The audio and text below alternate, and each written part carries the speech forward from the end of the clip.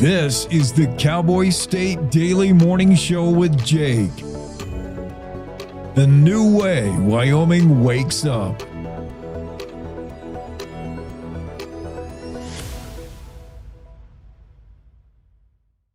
It's time to take a look at what's happening around Wyoming. From the Cowboy State Daily Newsroom, I'm Wendy Kaur.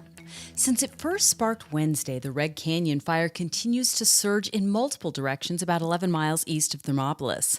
By Sunday evening, the fire had grown to nearly 92,000 acres and was spreading quickly, according to Cowboy State Daily's Greg Johnson. It was started Wednesday by a bolt of lightning. It's just burning through a bunch of cheatgrass, a bunch of other grasses, brush. They're just really dry this time of year, and the wind is blowing it. It's now kind of passed into a little bit into Washakie County. It's pushing south into Fremont County. It's 0% contained. They're just trying to get some kind of a handle on it. So far, officials believe only one barn has been lost to the blaze, but that tally could definitely rise as firefighters get more of a handle on managing the blaze. Two Casper-based electricians were headed for a job in Evanston on Monday when they noticed a plume of dust billowing up from the roadway in the distance ahead, around 20 miles east of Farson.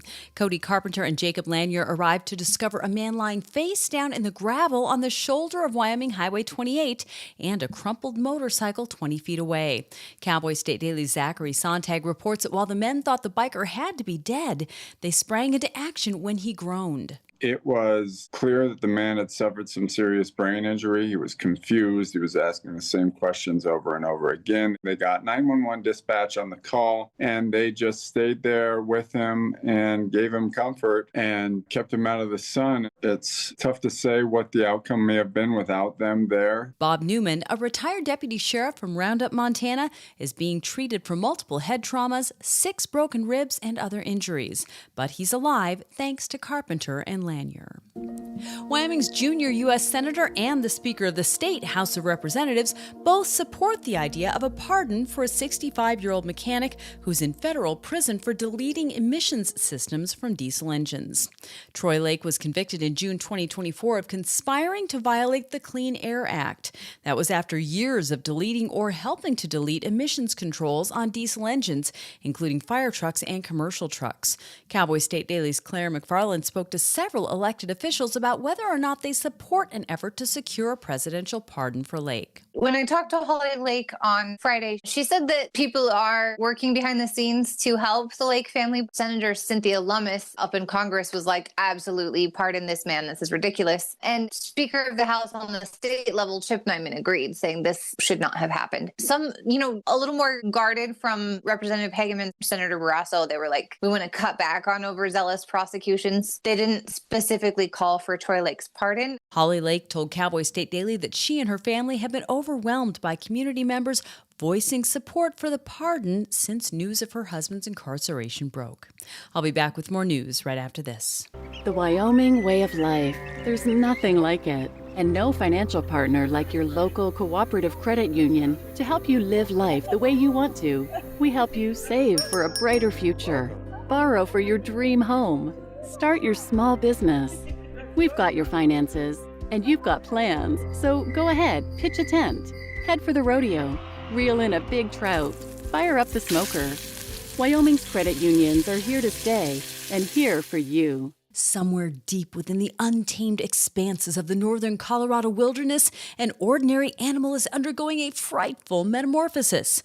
Cottontail rabbits, a common species in Wyoming, are experiencing the effects of a seasonal surge in a virus that causes dark, horn-like growths around a rabbit's face and neck.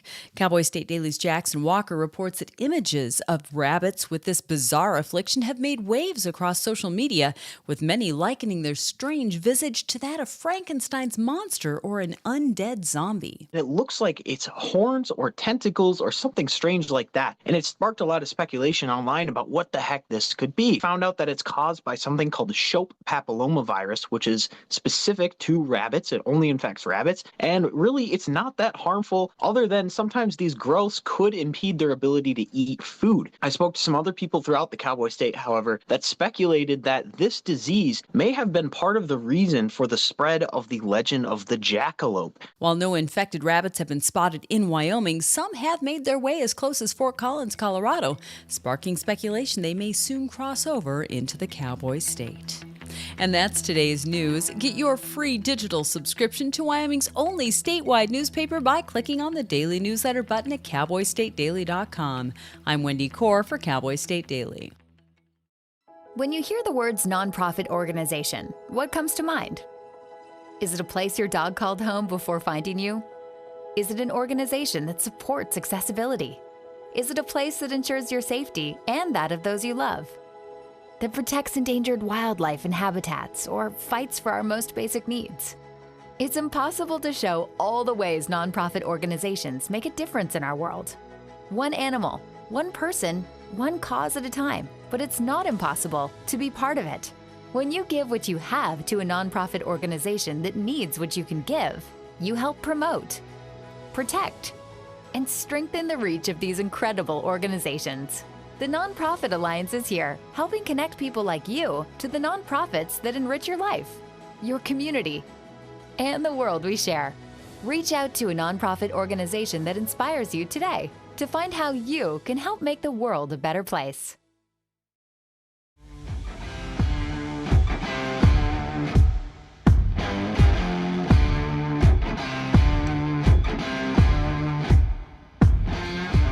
Cowboy State Daily Show with Jake. It's Monday, August 18. How you doing?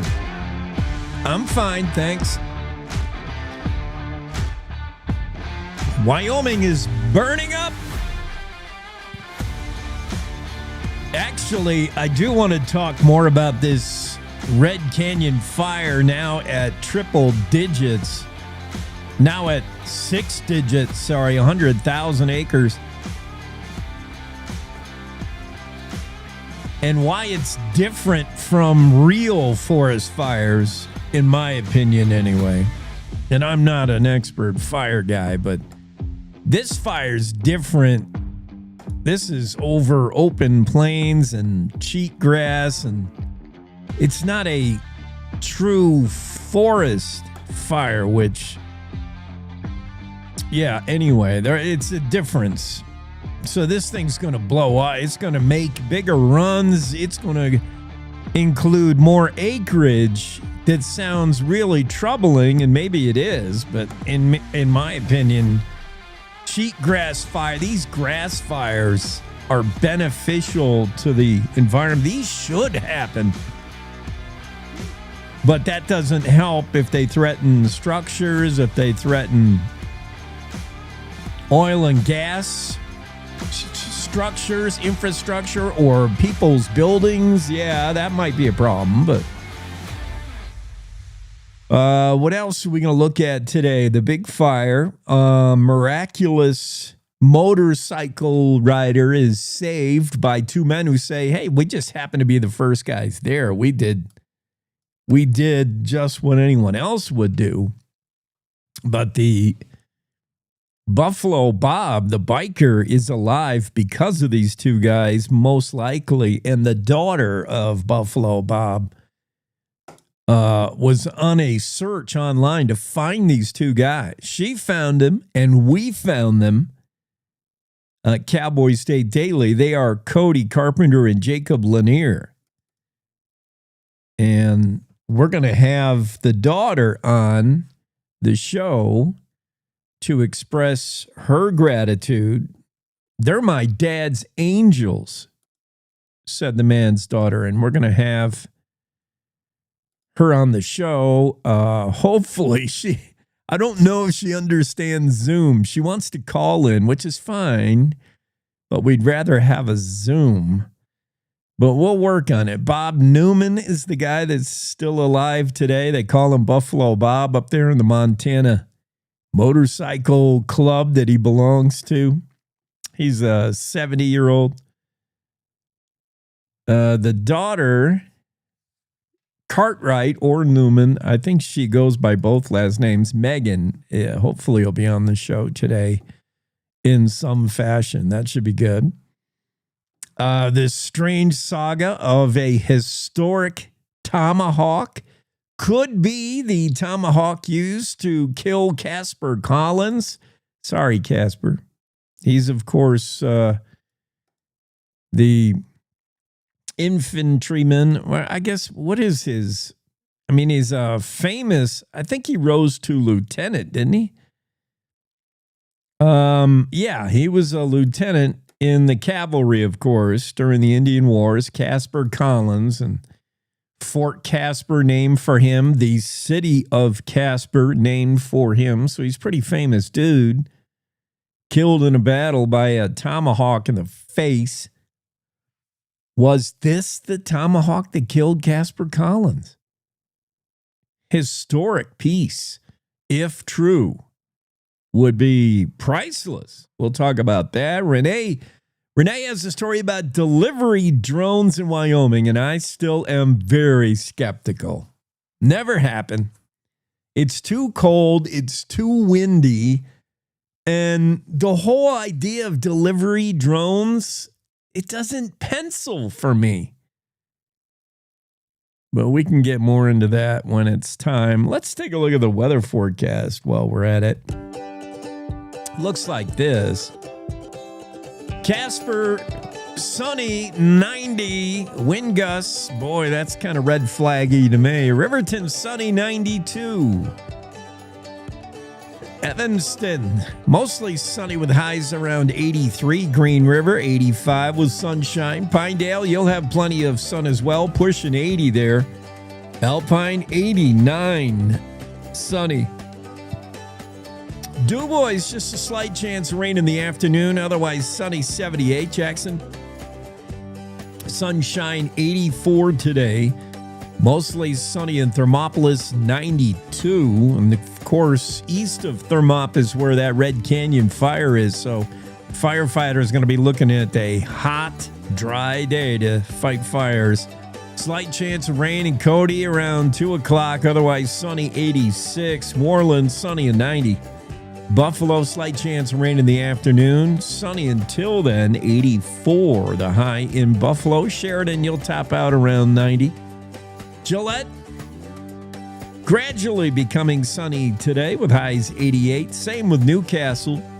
Torrington, slight chance of rain in the afternoon. Otherwise sunny and hot, 96 the high. Cheyenne, chance of rain in the afternoon. Otherwise sunny, 87. Laramie, you'll top out around 84, with showers expected perhaps at 3 o'clock today in Laramie. Sunny and 85 in Rawlins. That's the way Don Day sees it. Day weather forecast. I will aggravate Don Day later today when he comes on. And I will suggest that his job will not be replaced by AI. In fact, Don Day is AI. Don Day is the great evil. Artificial intelligence. Don Day uses computer models, weather balloons. He measures the temperature of the ocean. He's all about AI and computers. Don Day is AI. But his job will be replaced by good old-fashioned wives' tales. Farmer's Almanac. Who needs a meteorologist who went to college and learned all this fancy stuff and he's got a fancy degree? Farmer's Almanac's been forecasting weather for how many years? Like a century, right? Cowboy State Daily has a story about David Madison wrote, "Do people still care about the Farmer's Almanac?" is the headline. Yeah. Do people still care about meteorologists should be the headline, with satellite technology, computer-based forecasting models, and all the bells and whistles that Don Day comes with. Farmer's Almanac's been doing it just by wetting their finger and sticking it out there. And I don't know how Farmer's Almanac does it. But you buy one book and you got weather for the year. Farmer's Almanac, 1792. So tell me how long. That's a trusted news source right there. Are you going to throw out 100 years of 1792? Now I got to do some math. How long because David Madison didn't do the math for me in his article. Today it's, what is it? 2025 minus 1792. Holy cow. 233 years of Farmer's Almanac. For reals? Wow, that's like before we even had a printing press, isn't it? Well, I don't know. I'm not going to question it. Farmer's Almanac. The one, and there's two of them now, which is frustrating because now I don't know which one is the real one. There's Farmer's Almanac since 1818. Okay, that's a pretty good long tradition, but not to be confused with the mother of all Farmer's Almanac, the old Farmer's Almanac, also listed as the original Farmer's Almanac. And they are working, yes, on issue, if you buy that today, this is real simple. They don't try to complicate. This is issue 233, meaning the 233rd year of publishing this thing. Robert Thomas pumped out the first one in 1792. Weather forecast for regions of the U.S. concerning the entire year of 2025, offering farmers advice on when to plant their corn and when to maybe put on an extra Carhartt in January. Yeah, sun, moon, stars, and planets. I don't know how they do it. It's a mysterious thing, but it's accurate. Tell me it's not. It's been proven. A study published in, I'm getting too deep into this story. I just wanted to touch on it, but still, I'm all excited over Don Day versus Farmer's Almanac, which is kind of AI versus old school, everything we've always known and cherished. We hate to see go away. 1981 study found that 50.7% of both almanacs' historical temperature and forecasts were correct. That's a majority. Now, we can nitpick over whether 50.7% is a coin flip or a majority, but that sounds like a majority to me by 0.7%. There you go. Yeah, I'll take the Farmer's Almanac any day. We'll see what Don Day has to say. Don, watch smoke come out of his ears when I tell him, the Farmer's Almanac for 1995. How much does it cost anyway? They don't have the, I'm looking at the cover. They don't have the price. Oh, the other one costs less than, the other one's like $8.99. All right, for $10, I got the weather for the year. How much does it cost to get Don Day's forecast every day? And Don only knows what's happening 4 days out. If it gets more than 10 days out, he starts to get a cloudy. Well, I don't want to answer for Don Day, but yeah, we'll put John Henry up against the mechanical steam engine. We'll put Don Day up against Farmer's Almanac. Big showdown when we have Don on. Other stories we're getting to. It's loud in Cheyenne. You can't even hear me in Cheyenne, although we are. The show is on in Cheyenne radio. Hello, Cheyenne. Turn your radio up because likely it's hard to hear with the crotch rockets going by. They're just blowing coal, as they say. Is it your God-given right, which is recognized in Wyoming more than any other state, right? Is it your God-given right to make noise if you want to? And everybody else, we should all just mind our own business.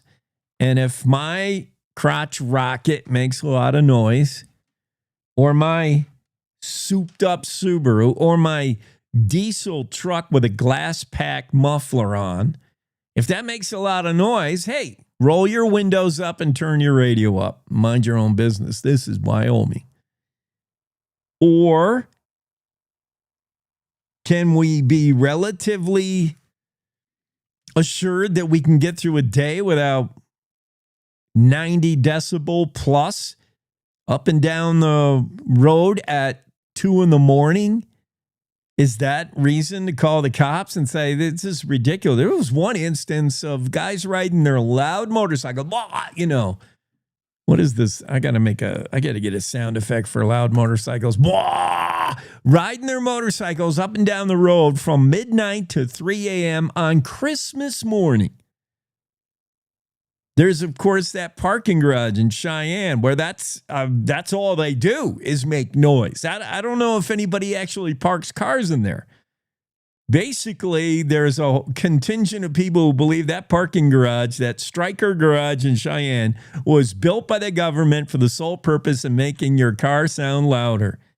And there's people in there that take their motorcycles and they just make noise, racing around, revving around in there. That's what it's come to in Cheyenne, where now people are souping up their lawnmowers to make them louder. No, I don't. That was a lie, but they might be. My lawnmower is louder than your lawnmower. Do we have to put up with this in Cheyenne? There's people. It's on the Facebook. Some people say, hey, if we want to make noise, that's the Wyoming way. That's America. That's America, and it's our God-given right to make noise.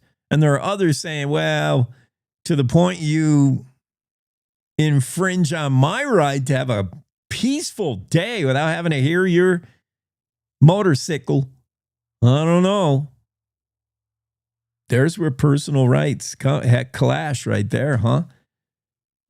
We've reached out to one city council member as they struggle with the issue of at what point can you make noise? At what point is it too much noise for everybody else? And I'll offer him my advice. Hopefully we'll get him on the show. I think tomorrow. I don't know. I'm working hard to reach out. You probably can't hear my email with all the noise there in Cheyenne. Let's take a break and we'll get, what's his name? Greg Johnson into the room. Our first break of the day. Cowboy State Daily Show continues after this. Wyoming is a big state. There's so much ground to cover, so many stories to tell. But the Cowboy State Daily News team is up to the challenge. I'm Wendy Core, host of Cowboy State Daily Video News. Whether it's politics in Cheyenne, energy issues in the Powder River Basin, or grizzlies in Yellowstone, our talented crew of experienced journalists are out there finding and telling the stories that matter. What's the best restaurant in DuBois? Renee Jean checks it out. What's the most recent Supreme Court decision mean to our everyday lives? Claire McFarland explains. How is the upcoming elk hunting season shaping up? Mark Hines lets us know. Every day, I talk to the reporters who are covering the topics, issues, and people that are important to Wyomingites, and in our daily newscast, I bring you those stories. Tune into the Cowboy State Daily Video Newscast every morning, only on CowboyStateDaily.com. This is the Cowboy State Daily Radio Network. Hi. I'm your retirement fear, but don't be scared. You're still in pre-retirement. Does that mean I have more time to plan? Precisely. Here, this is pretirement.org. Retirement savings options? Potential tax breaks. Move. This isn't scary. I'm doing it. You got this. Visit thisispretirement.org for free resources to help you customize your action plan.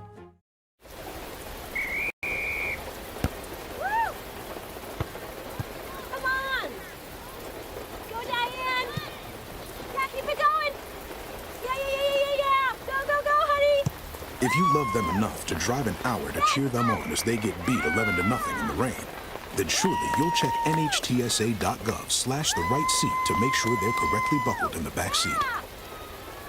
Throw that ball, Diane. Woo! You got this. So as a technical sergeant, E6. I served in Vietnam in 1969. I am a U.S. Army veteran. Have you ever helped a fellow veteran? Of course. Yes. Try to always be there for each other. I do my best reaching out to my brothers and sisters in arms. Have you ever asked for help yourself? It's always tough, right? I can't say that I have. I mean, If you don't have someone to kind of help you guide those thoughts, it can be really bad. Eventually, you just can't deal with it on your own. I guess it's a part of the military too, right? Service before self. It was drilled in, service before self. And you start to question, maybe people would be better off without me, When you realize that you're not alone, once you take that first step, there's so much support.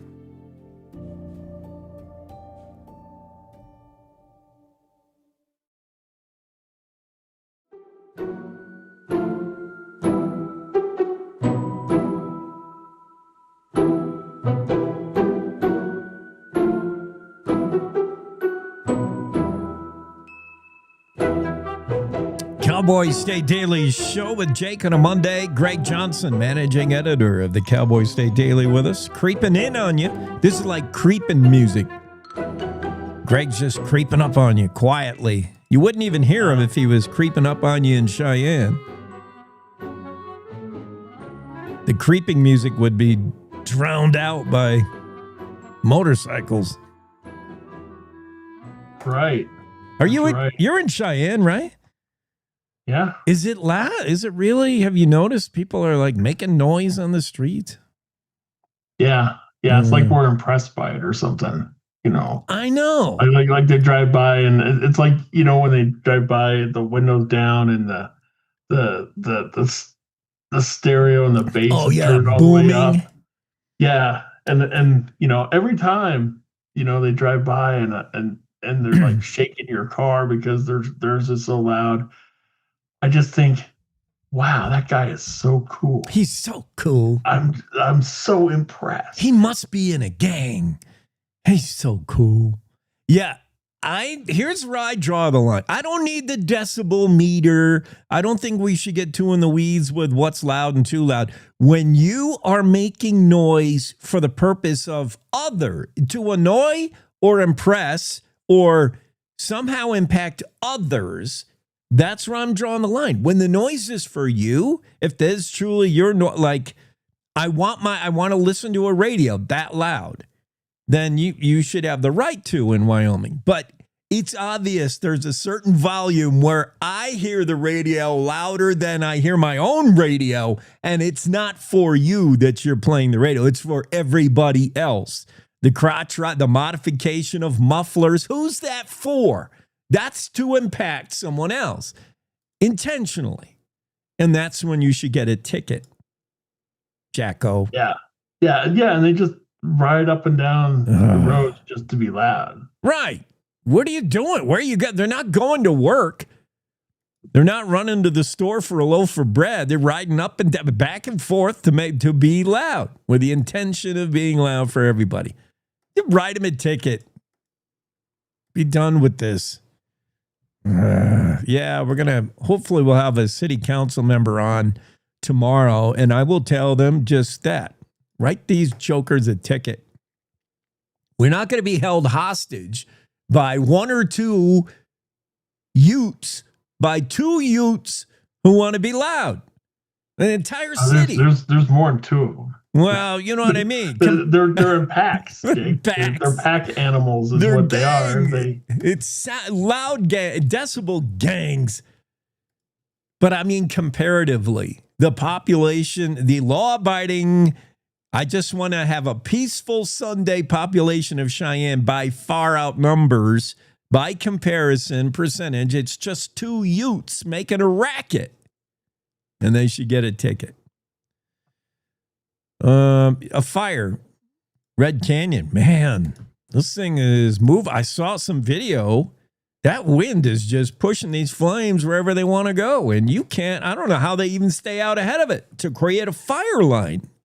I don't think they are right now. I think they're still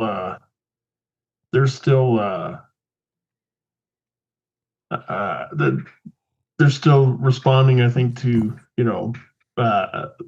buildings and property and stuff like that. That's the first thing they do, and then they're they got a lot of air resources on it. It's over 96,000 acres now. Yeah. Wow.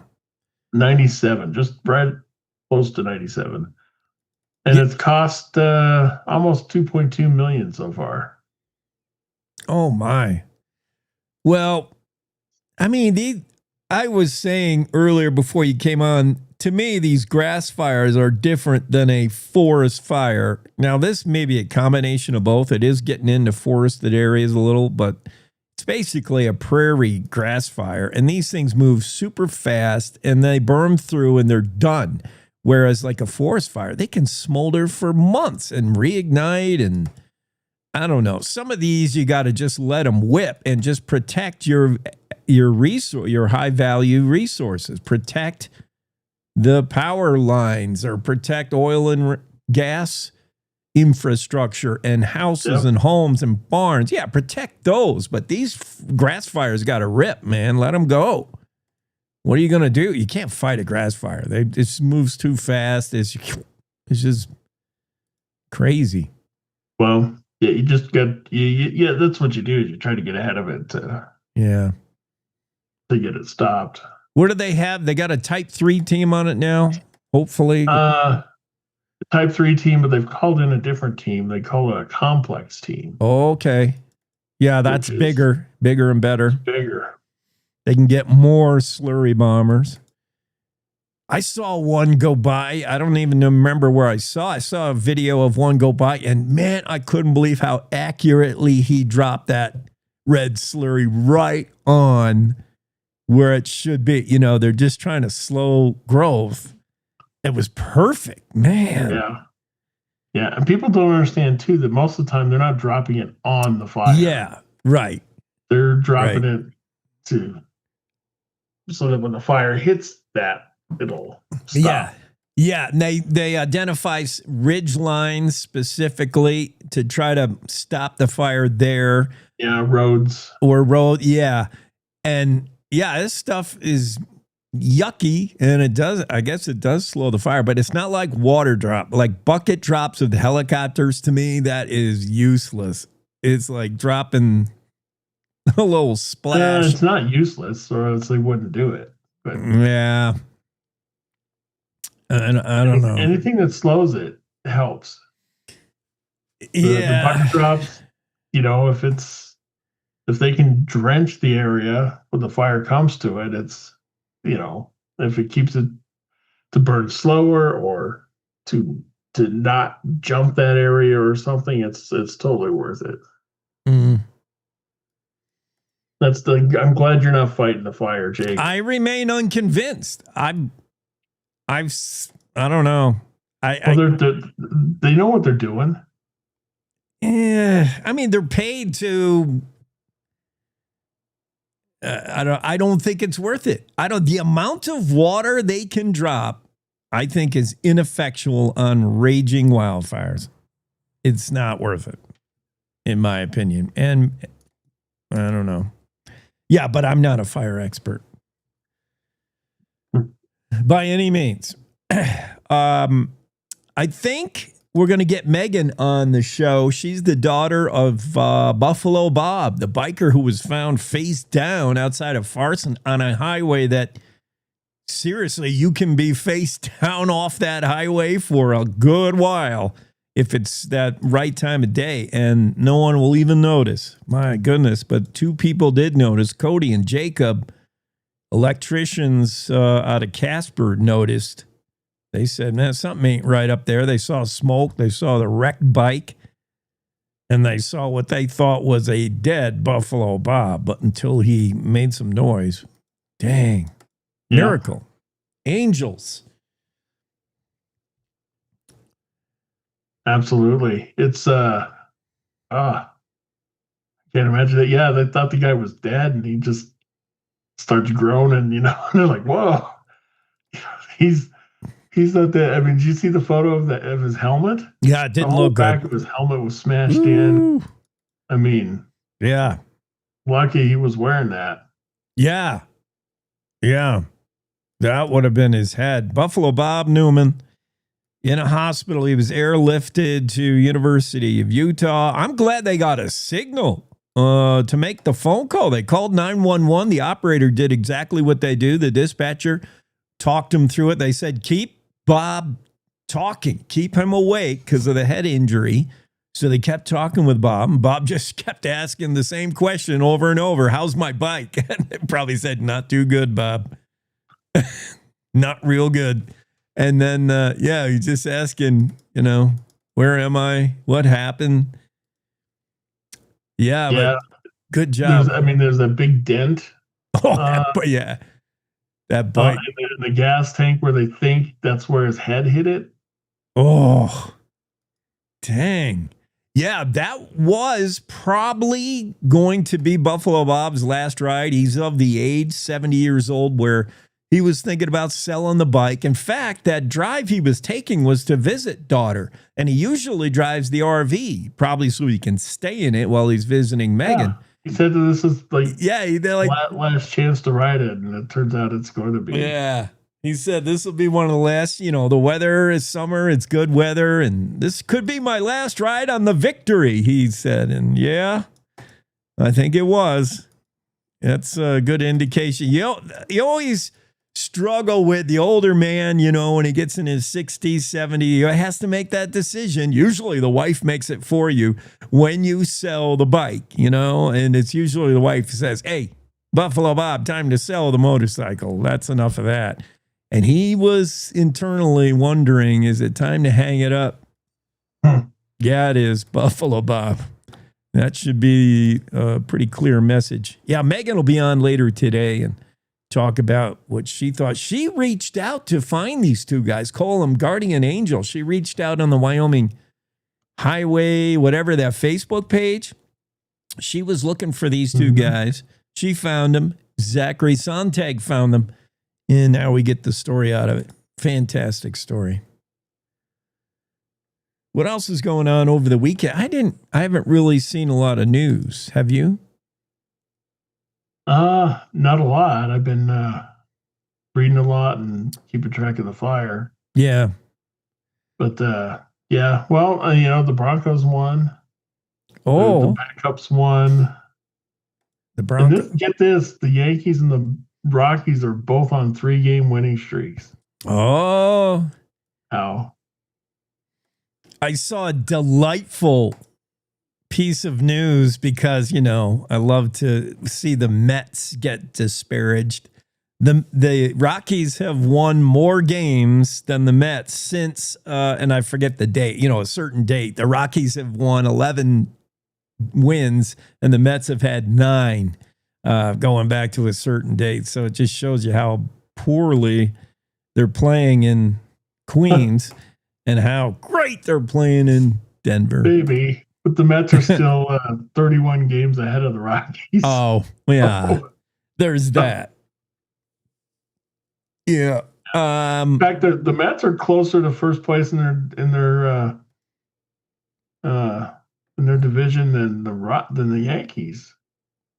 Mets are in second place, 5 games back, and the Yankees are in third place, 5.5 games back. Slow your roll there, Greg. All that's got to matter is in October, we will be hoisting World Series trophy. Right. In fact, the Yankees only have one more win than the Mets. Well, it's one more. So the Yankees are almost the Mets, Jake. Greg, remember, you started back talking the Mets, so I control your volume here. We just might have to pipe you down a little bit. Yeah, that's okay. The Bills. Nobody's listening anyway, Jake. So what are you talking about? We got one of the highest rated podcasts, higher than some of these other podcasters who I just saw a story the other day. It rings true to me. Are podcasters fudging their numbers? Yes. Our top podcasters fudging their numbers. The Hollywood Reporter found evidence that some of these numbers they're showing how many people are watching and listening to Joe Rogan and the other chick. It's all inflated. Our numbers, our analytics are real. And we are rocking Wyoming on the Cowboy State Daily Show. We are. Delivery drones in Wyoming. I don't see the day it ever happens, but they're trying.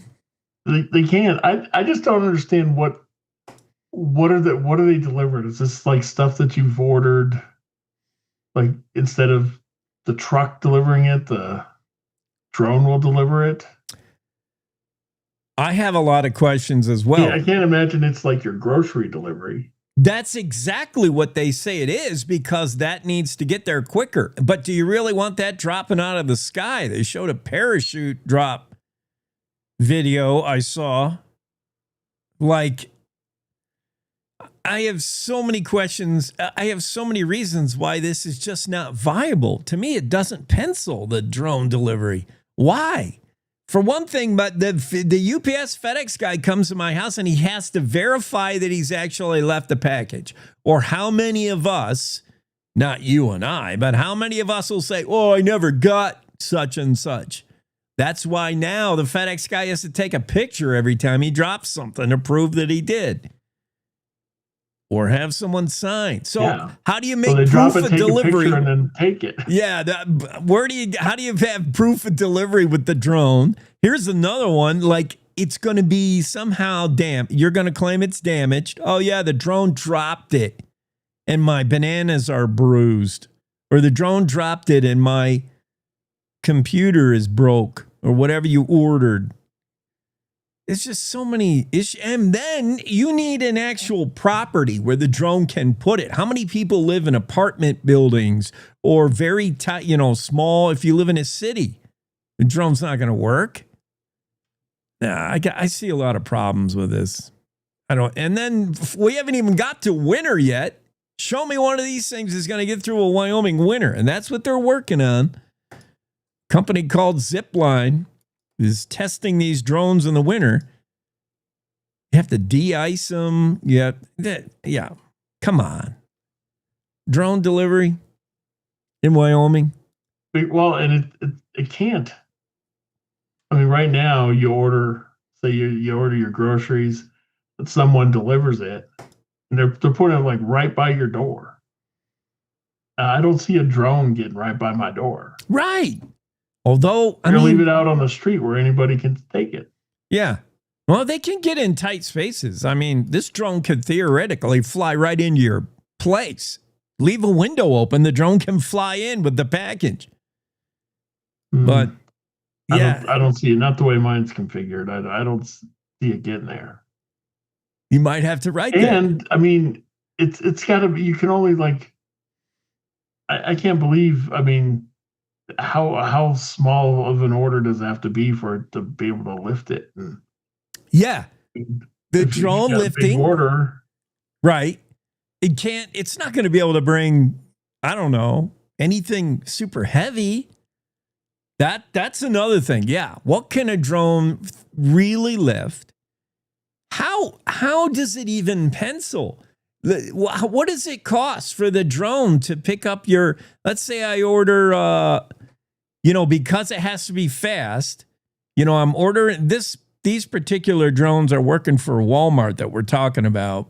So let's say you order some milk and bread, and you need a delivery fast, because I'm assuming perishables are what you want delivered by drone. You can probably wait on the, I ordered a blender.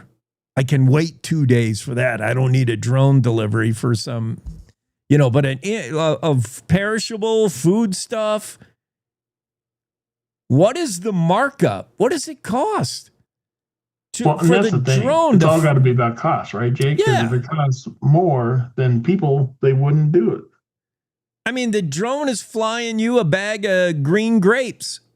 At what point is that worth it? What's the markup on that? I don't see it. And I don't know. Can you choose drone or not drone delivery? Can you say don't have a drone deliver this? Yeah, opt out. I think more it'll be opt in.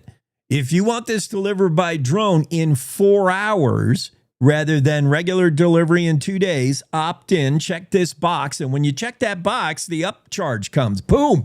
And you see that price, and then nobody's going to do it. They're going to be like, forget it. I'll go out to the store and get the loaf of bread. You can buy cars that way. They'll just have a drone drop your car. Not even drive it over? In front of your house. I don't know. Maybe we're too old. If you ask the average 15-year-old, they'd say the future of drone delivery is certain. They'll be like, oh, yeah, everything will be delivered by drone. You know what? That's what they promised us when we were kids. Jetson said we'd all have a flying car by now. And guess what? We don't. We're still driving these gas guzzling with muffler enhanced noise makers. We're still living in caveman days. Yeah. Well, and yeah, I don't know. I don't know about these drones. Me neither. And Jetsons too. I think I heard something once about how, like, they have the 2 kids. They have the daughter Judy, and what was it, Elroy? Is that the kid? Yeah, Elroy. Well, and the daughter's in high school. She's like 17, but the mom is like 33. So yeah, so you do the math on that. Well, I don't. Boy, I didn't go that. So Mrs. Jetson was a teen mom. That's what you're saying. I didn't go that far. The Jetsons got a few things right, like Zoom. The Jetsons had that. Duh. I guess they were right on that. They were half right on Rosie the maid. We have automated maids now, but it's the Roomba. It's just something creeping around on the floor. Now. You got something bumping into the furniture. Is that the maid that we expected from the Jetsons? Not quite. That's kind of underwhelming. And we don't have our flying cars. So this idea that drones are the future, I'm telling you right now, kids, teenagers, don't hold your breath. Okay, we got to take a break. What are you doing? I can stick around. Yes! The happiest thing I'm going to hear today. Greg Johnson and I will be back after these. Want to stay in touch with what's happening around Wyoming? I'm Wendy Core, host of the Cowboy State Daily video newscast. From Mountain View to Upton, from Jackson to Cheyenne, our reporters are out there finding and telling the stories that matter. Every day, I talk to the talented journalists who are covering the topics, issues, and people that are important to Wyomingites. And in our daily newscast, I bring you their stories. Tune in to Cowboy State Daily video news every morning, only on CowboyStateDaily.com. You're listening to the Cowboy State Daily Radio Network.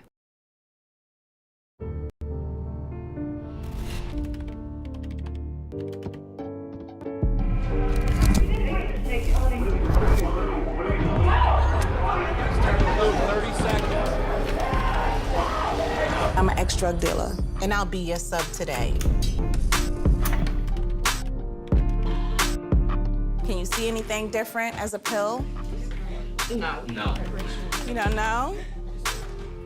Fentanyl is being mixed into everything now. There's only one thing that will save somebody's life. That is naloxone nasal spray. Fentanyl, it's cheap, it's potent, and it's profitable. Why would drug dealers put a lethal dose of fentanyl in drugs if they know it's so harmful? Really just all about the money. I just didn't realize that one pill could change your whole life. More kids should know.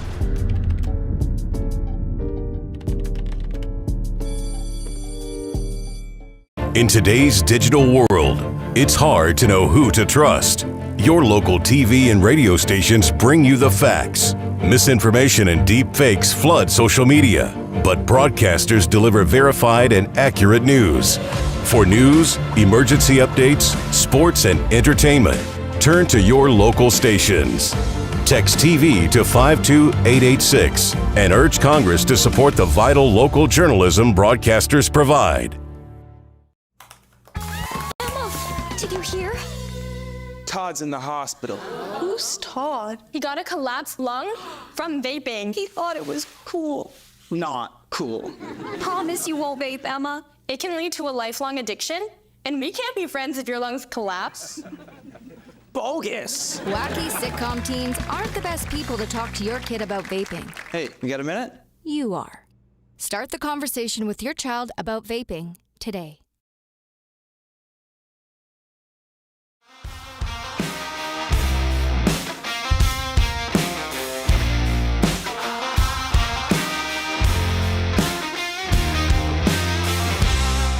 Cowboy State Daily Show with Jake. Greg Johnson's with us. Holly reminds us on the Facebook that ranchers are losing a lot of winter feed in this fire. That's true, Holly. I didn't think about that.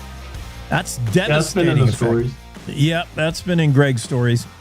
Yep. They are. A lot of the winter feed gets burned up. It's things, a lot of fencing. Yeah. A lot of big impacts on ranchers. Good heads up, Holly. Thanks for saying that. Rob is tuning in from the red state of California, he says. All right. Good morning from Colorado, Erlen. I just I saw a headline. You know, they had that mini summit, Putin and Trump in Alaska, and Reuters is reporting Alaskan man is gifted a new motorcycle by Putin during the Trump summit. I would sweep that thing for bugs. Yeah. Why probably would have to ride around on it with his shirt off? Yeah, Rob, he probably does. A local man in Anchorage was given a new motorcycle by Russian President Vladimir Putin last week.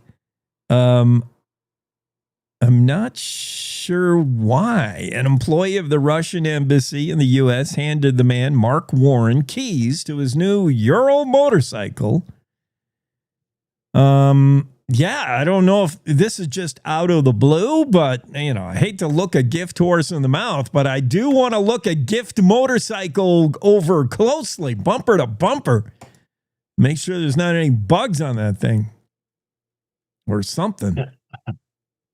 Well, someone apparently left some documents and stuff on a printer at the hotel. Is that right?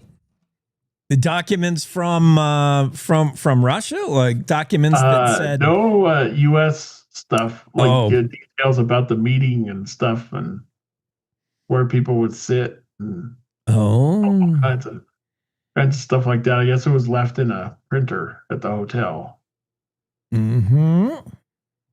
Very. I saw a video of Trump walking all zigzaggy, and some people said that's because A, he's old and can't walk a straight line, or B, he's worried about sharpshooters somewhere. So he was walking down this red carpet to get from A to B, but he was walking like over here, over there, over here. And like, what? Is something wrong with him? Or is he's already been shot once? So maybe he was doing it on purpose? But if that's the best that Secret Service can do, tell POTUS, hey, when you walk down the thing, kind of zigzag in case they're trying to shoot at you. If that's the best advice you're getting from your Secret Service staff, I'm like, no wonder he's got shot once. So apparently they're going to do another reboot of James Bond. Now, and there's speculation that they're going to make James Bond a woman. Yeah, that what I said. What do you think? Should James Bond be a woman or a man? Then is she going to get lesbian with the hot chick? I mean, it would have to be Jane Bond, right? That what I said. That was the rumor. Who was the last guy that played Bond? What's his face? And he said he wasn't going to do Daniel Craig. Yeah, he said he wasn't going to do it anymore. And he commented on where do you think they're going to go next with Bond? And there was a quote from Daniel Craig saying, well, I think they're trying to further and further expand our idea of what Bond could be. He said, I think the next Bond could be black or could be a woman. And I'm like, no. I wouldn't mind a black Bond, but I don't care. It's got to be a man. It's James Bond. It's got to be a man. Otherwise, it's a whole different show. Not a transgender man. I'm sorry, but James Bond's got a lot going on, and he doesn't need to be dealing with that too. And in every James Bond movie, he gets it on with the other hot spy. So this obviously you're building a lesbian scene here. So now we're all woke. Helen Mirren, legendary actress and everything. She says, I'm a feminist, but Bond's got to be a man. Yeah, there you go.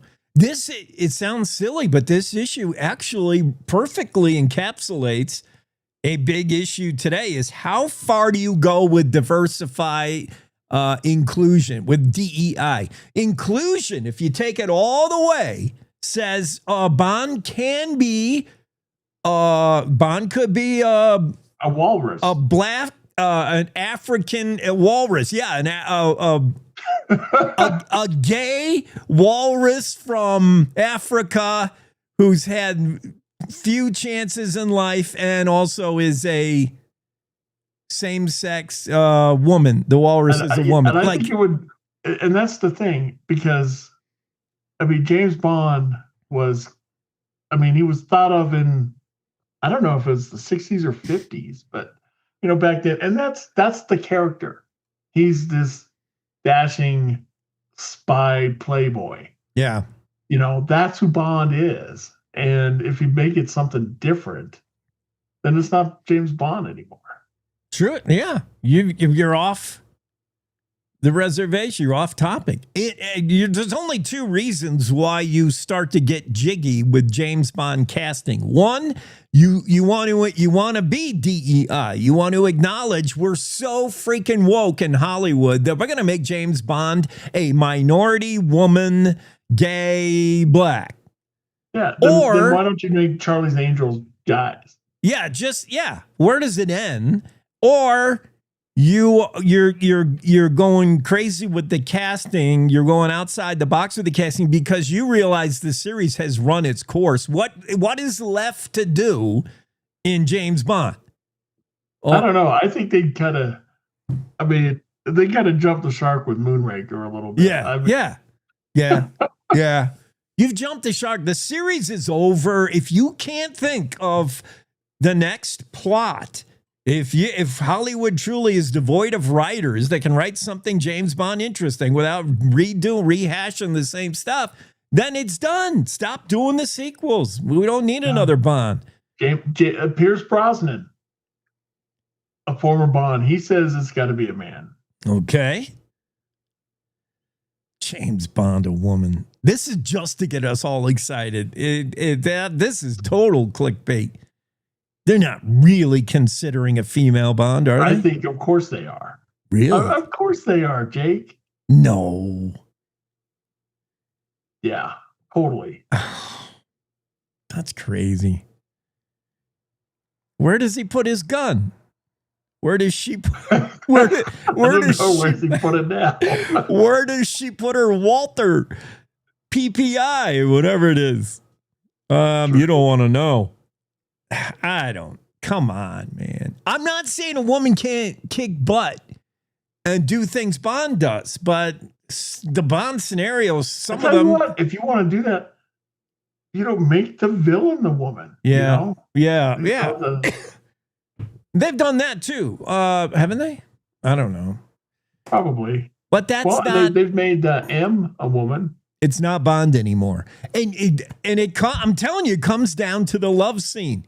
A female could be an agent, could be 007. Well, she would be 008. She would be the next whatever 00 something else.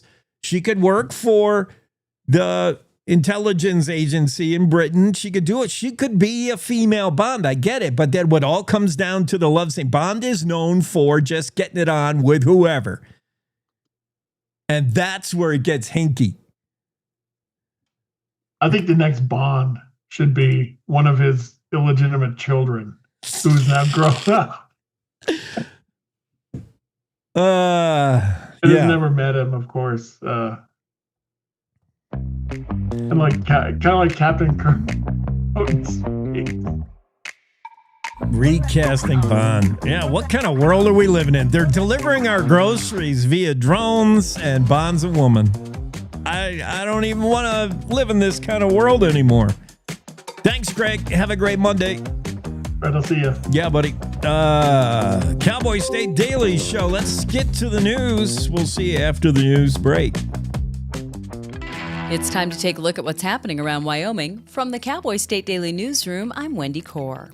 Hunting guides might be associated with adventurous quests for glorious big game animals such as elk, bears, or moose, but not for those diminutive rodents, prairie dogs.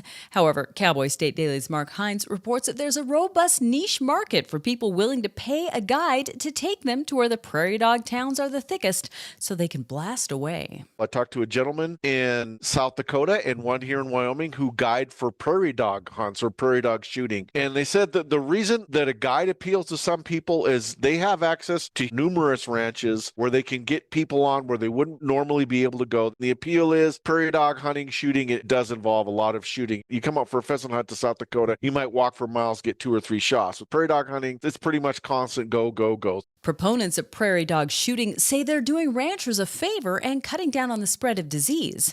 Others argue that prairie dogs fill an important ecological niche and shouldn't be slaughtered. The Farmer's Almanac and the Old Farmer's Almanac just came out with their annual mid-August forecasts for the coming winter, reviving chatter and head-scratching over the question, do agricultural producers and others actually pay attention to these predictions?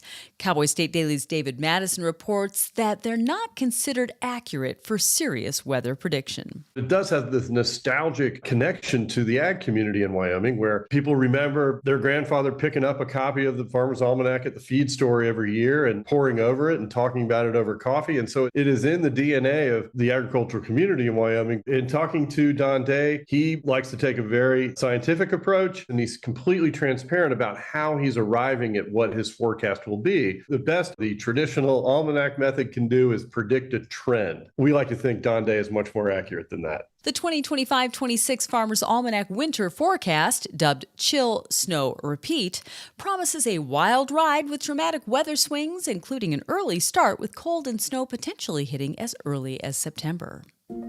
Rusty, a super smart Australian shepherd who once helped save his owner's life from a drug overdose, is back in a secure and loving home after he was discovered lost along a highway in central Wyoming covered in ticks. But the road getting home was definitely not one less traveled, according to Cowboy State Daily's Dale Killingbeck. The saving grace was that Rusty had a microchip, so they finally got a hold of the owner's mom and learned that the owner had been incarcerated. She has an addiction, and so they don't know how Rusty got to Shoshone because the owner lived in Cheyenne and was incarcerated in Colorado. After cleaning him up, they understood that he was a very bright, smart dog, a great little pooch. And so he ended up staying a couple months with a foster care home. And then they found another son who said, yeah, he was willing to drive from Oklahoma and pick up Rusty. And it turns out that his mom, once she gets out of her responsibilities with the justice system, she's going to come and live with them. And so she's going to be reunited with Rusty, and everybody there is very happy. How Rusty ended up outside Shoshone remains a mystery, but Lander Pet Connection director Hannah McGregor said the fact that Rusty's owner had him microchipped really helped the story to have a positive ending. I'll be back with more news right after this. The Wyoming way of life. There's nothing like it. And no financial partner like your local cooperative credit union to help you live life the way you want to. We help you save for a brighter future. Borrow for your dream home. Start your small business. We've got your finances, and you've got plans, so go ahead, pitch a tent. Head for the rodeo. Reel in a big trout. Fire up the smoker. Wyoming's credit unions are here to stay, and here for you. Since its invention, carbonated, sweetened soft drinks have exploded in popularity. Sweet, fizzy, and oh so quenching. As Americans, we guzzle more than our share. The latest Gallup poll shows about half of us drink a soft drink daily, and those who do consume an average of 2.5 bottles or cans a day. But just as the proper terminology is important when discussing fine wines, Cowboy State Daily's Jake Nichols decided to ask the question, exactly what is the right label for soda, or pop, or soda pop? Your average Wyoming native knows pretty much pop, and that's it. And it's not till you travel and go to other places where you learn that, wait a minute, they don't understand what I'm saying when I say pop. What and why we call our soft drinks is important enough to warrant several social studies through the years, so this topic may never go flat. And that's today's news. Get your free digital subscription to Wyoming's only statewide newspaper by clicking on the daily newsletter button at cowboystatedaily.com. I'm Wendy Core for Cowboy State Daily. In every family, small conversations can make a big impact. I grew up on tour with my parents. Kind of different, but we bonded over music just like other families do over sports, camping, or other interests. And we talked. Little everyday conversations from silly to serious that built a foundation over time. Honest conversations, like when my dad shared his experiences as an alcoholic. Your honesty about that part of your life gave me a sense of integrity that I wanted to uphold in my own life. And I was so grateful that you and Mom had become these sober, stable people who were always there for me. I wanted you to know from someone who's been in recovery more than 30 years now that hard work is what creates success, not alcohol or other drugs, whether it's music or anything else. I said it a lot, and I'm glad you took it to heart. Talk, they hear you. For more information about talking with your kids about underage use of alcohol and other drugs, visit underagedrinking.samhsa.gov.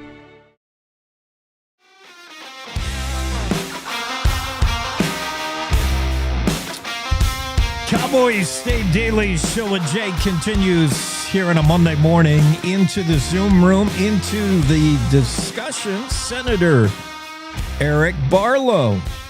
Maybe we'll have to put governor in front of that name. Governor Eric Barlow has a ring to it. Senator, good morning, Jake. Good morning. First off, thanks for being on. And my pleasure. It's a beautiful morning in Campbell County. How's it there? It's couldn't ask for better. And thankfully, not any smoke in the air. Boy, that Red Canyon fire is really rolling. It's that time of year. Yeah, it's really tough over there. I've been hearing some of my friends over there. Really tough. A year ago, we were doing some of the things right here. As you recall. Right. Where you're in the Gillette area, yeah. Yeah, so our ranch is southeast of Gillette, about 30 miles between Buffalo and Gillette. Yep. Okay, so, I mean, if you have announced your intention to run for governor, so when you become governor, you can settle the issue, pop, Coke, soda. Which is it? I've never known it except as pop. Yeah, Sorry, pop. If you go to the southeast, I was in the service for a while, and everything down there is a Coke. Yeah. So there is a regional thing about this. So I think you just got to know where you are in the country. Maybe that's it. Senator Barlow, serving as a Republican member of the Wyoming Senate since 2023, previously served Speaker of the House from 21 to 23. First, let's get to know you, Senator Barlow. Wife, Kelly, 2 kids. What else can you tell us? Sure. Well, Eric Barlow was born right here in Gillette, Wyoming. Have the privilege of working on a family ranch. 2, as you said, I got 2 great kids and a lovely wife, and really honored to continue to work on the family ranch and do that. I set my camera up so you could see the yak on that top there. We've got a herd of yak up there. There's some sheep in that one of those photos. There's a antelope, and then there's cattle on the other wall. The bison is right behind my head. I got a bison there too. So anyway, we'll have all the species represented, not just in our house, but out the window as well. And the thing is, you can fix any of those species if they get broken, if they get sick, because you got a DVM from world-renowned CSU. Wow. Yeah, I got to practice for 20 years. I don't practice anymore. Yeah. Especially on other people's things. I still try to patch up my own when they're having a challenge. But so yeah, I got a veterinary degree, served in the Marine Corps for 4 years. If you're asking a little bit more about me, and then I got to be in the legislature, was voted in, and the House, and then I have been serving since then. So yeah, it's been quite an honor. Had a lot of different opportunities, and my wife is very busy doing all kinds of things. She's a 4-H leader, takes kids overseas, does all kinds of things with kids and special ed teacher. So yeah, we homeschooled our kids. Anyway, just a thumbnail of different parts of our lives there for you. Yeah, we hope to get to know you better over the coming year as this campaign ratchets up. Exactly a year tomorrow is the Republican primary, Jake. Oh boy! Oh hey, there you go. Game on. And I don't. Some people say, is it too early? Is it too like a year of campaigning is kind of what we're in now? Like that's about right, don't you think? The timing of your announcement. Well, I think it's certainly early by Wyoming standards for a lot of folks, but. If you're going to get across this state and meet people and understand and learn from them and try to, get to a place where you can best represent them, I think that takes time. And even though I've been in the legislature, you still stay kind of regional, right? You stay Northeast Wyoming, you stay energy, you stay the things that are here.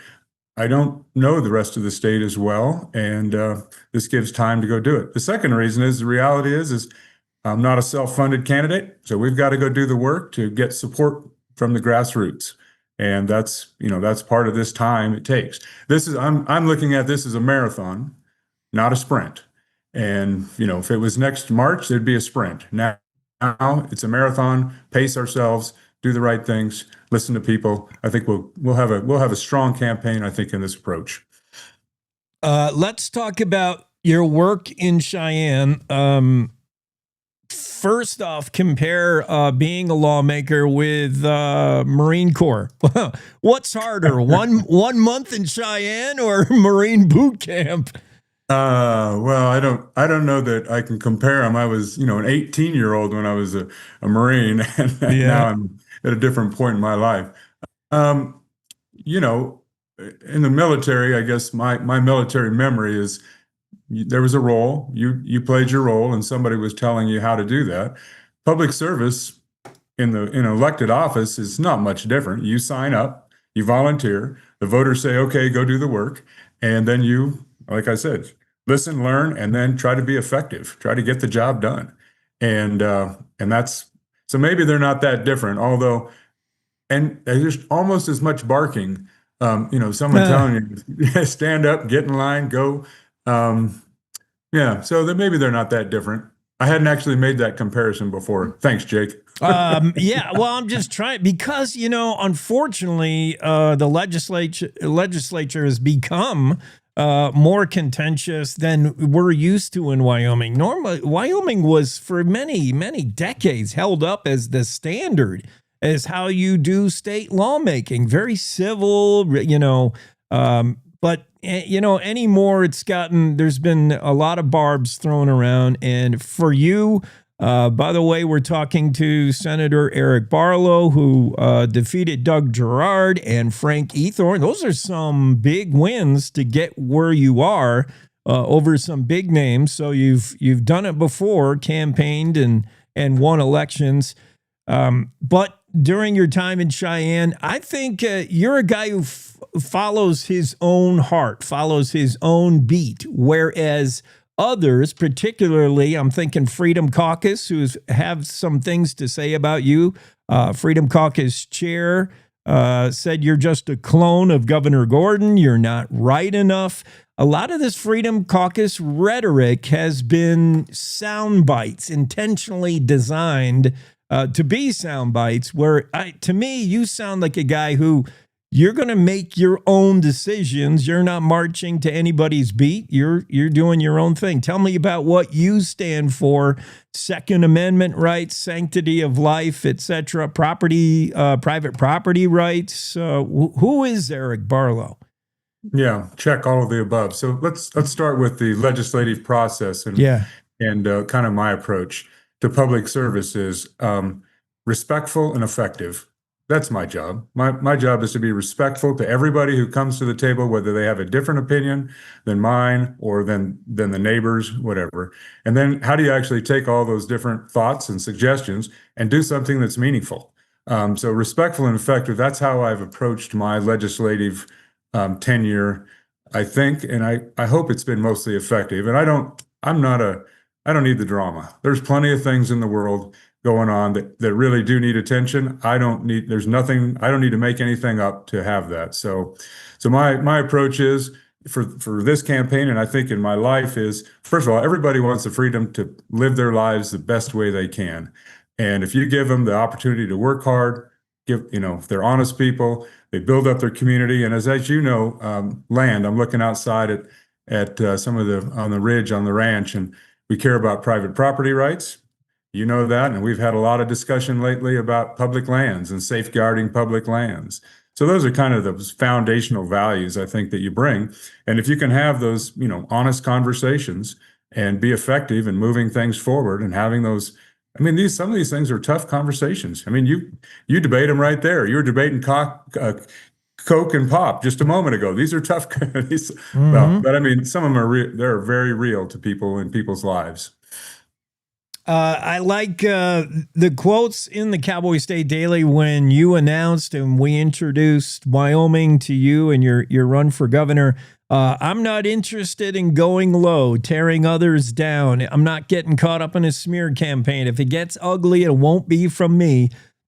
It might. Let's go down that theoretical road where Harriet Hageman does not get involved in the race for governor and Freedom Caucus puts up their person, and we can speculate who that might be. It'd be interesting to me to see what Wyoming decides when there's a Freedom Caucus and they do sling mud. And there's Eric Barlow who stays out of it and just repeats the positivity I think you're going to bring to the campaign. I, for one, am looking forward to that. What about you? You ready? Oh, well, I guess I would rather not have the distractions, and for the state of Wyoming, not have the distractions of negativity. I think we should all be working for a better Wyoming, a stronger Wyoming, a Wyoming that, takes care of us now, but, provides those opportunities for our children and grandchildren. So it's unfortunate. We'll probably have it, but like I said, that article quoted me accurately. I've not been a part of it in the past, and I have no intention of doing it in the future. And I hope actually citizens of Wyoming will say enough of this. We don't need to be a part of this. But we'll see. We'll see. Yeah, I don't see a threat to Second Amendment. The whole right to life issue is tough, complicated. We're not going to solve it here. But what about property rights? What specifically, what ideas do you have as far as property rights? And a lot of it, you're doing ranching and you're on a place perfectly suited for this topic. Surface rights, mineral rights. It's a tough issue. You're running cows, you're running yaks, and some other company is running underneath you, pulling mineral. That gets complicated. Are you going to address some of those things where protect ranchers' rights, surface and mineral? Yeah, so Jake, our family's had oil and gas development for 70 years on this ranch. Yeah. So it's not something new to us. There's an oil well just over the hill, 1954. So, we've been through this a lot. I think the law mostly is settled on this. Certainly we want good relationships, right? There's a saying, as you know, you've heard it, good fences make good neighbors. Well, good people make good neighbors. Good intentions, honest intentions are what make the best neighbors. And as long as we have those, those type of relationships between an oil and gas company and a landowner or whoever it might be that wants to interact with us and use these lands, these private lands, we can get through these things. These are negotiations. These are understandings. Like I said, doesn't mean there aren't tensions once in a while. And in fact, that's what private property rights is what got me interested in this political realm was, hey, folks, there's a balance here. Thankfully, the Constitution lines some of that out. And then, federal law and state law, there are processes. Could they be improved? Sure, absolutely. And I think, the legislature continues to work on those things and try to understand that. Eminent domain is one of those things, right? You hear about it for power lines or whatever. So there's certainly more to do, but those are big discussions, as you said. They're big discussions that everybody has to be at the table with. Senator Barlow, one last thing. You have ambitions to be governor. That's different. Governing a state is different than making laws for a state. What is it about that office you think you can do that better suits you, your skill set, that you can be more impactful? What is it that the governorship can do for you that being a senator can't? Well, I think you hit the nail on the head. We have 3 branches of government for a very specific reason. And I've been able to be a part of the legislative branch where we line out, what the expectations are, what the law is, what policies are. And the executive branch gets to execute those. And my goal would be to execute them as efficiently and effectively as possible. And, if the legislature goes too far, you got the bully pulpit and say, hey, well, hold on a bit, folks. Let's think about this some more. So I think it's an opportunity, and I believe in my legislative tenure, we've done some really good things. We've pulled back on the budget for the state of Wyoming. We don't have near as big a budget as we did 10, 15 years ago. I haven't been in for 15 years, but 10 years ago for certain. There's some, we've opened up some freedom, some of the things, healthcare things, et cetera. So now we just have to, the executive branch executes those.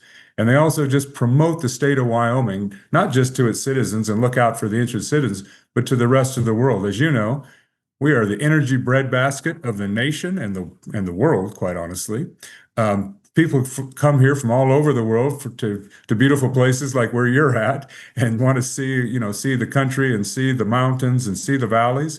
How do we continue to leverage that and make that appealing? And then, of course, agriculture, which I'm a big part of, or it's part of my life. As you're wearing your King Ropes hat there, Jake, thank you. So yeah, there's so much that we can do, and I think the executive branch has that opportunity, not just to execute the laws, but to set a tone for the state of Wyoming. And let's go back to that civility thing a little bit.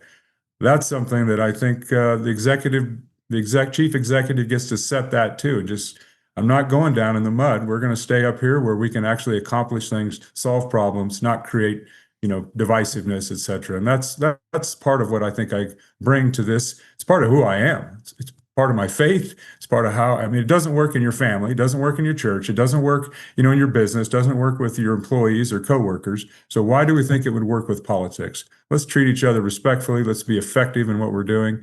And that's the type of tone and approach that I'm going to bring to, it's what I bring right now. And it's what I'll continue to bring as governor of Wyoming. Amen. That's a breath of fresh air to set that example.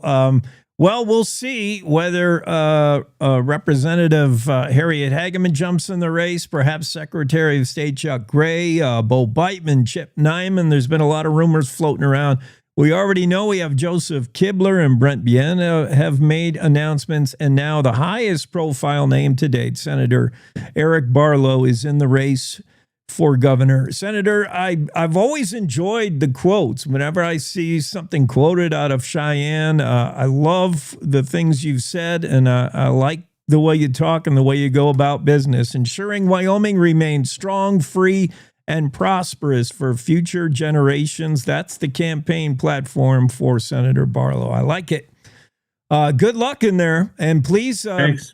Don't be a stranger. Jake. If you want to get the word out, you want to get a message out, we're here. You got the Zoom link now. Pop in. All right. I appreciate it, Jake. You have a great day. Thank you. I'm going to be over there in your country a couple of days, so maybe I'll pop in. Do you do the live show too? Do you have a live studio? Yeah, well, we're live studio. Bring your credit card if you're coming to Jackson. Bring a couple of them, and maybe pop in. All right. Thank you, sir. Appreciate you. Have a great day. Have a great day, Wyoming. Cowboy State Daily, a little chat with Eric Barlow. It's fun. Senator Barlow, we got to get back into the Zoom room and get our weather guy. I can't wait to give Don Day a little business, give him a little bit of business about the Farmer's Almanac. We're going to put Don Day against Farmer. That'll be fun.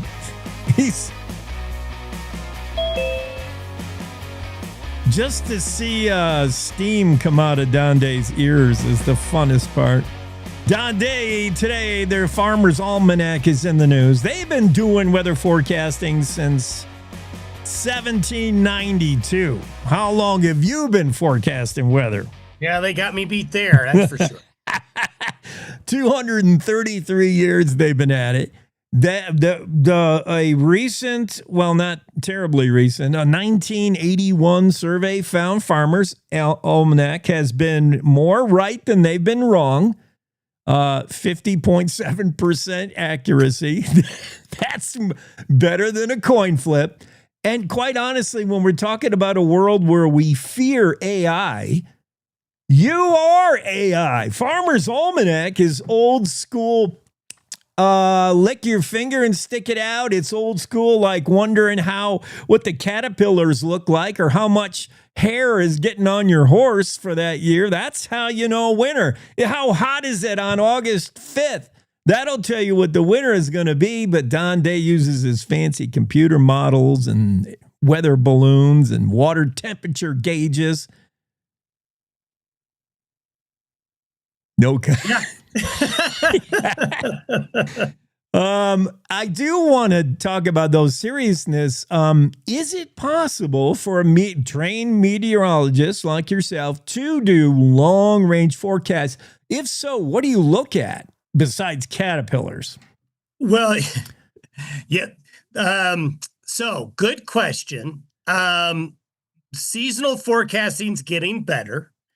But you have to set expectations. So our seasonal forecast getting better in terms of giving us a general idea of what a trend may be. Is the trend going to be colder or warmer, or is the trend going to be wetter or drier? They've gotten better from that standpoint. Can a seasonal forecast say, here we are on August 18th. Can a seasonal forecast say on January 7th, it's going to snow 12 inches in Casper and be 32 degrees. No, you can't do that.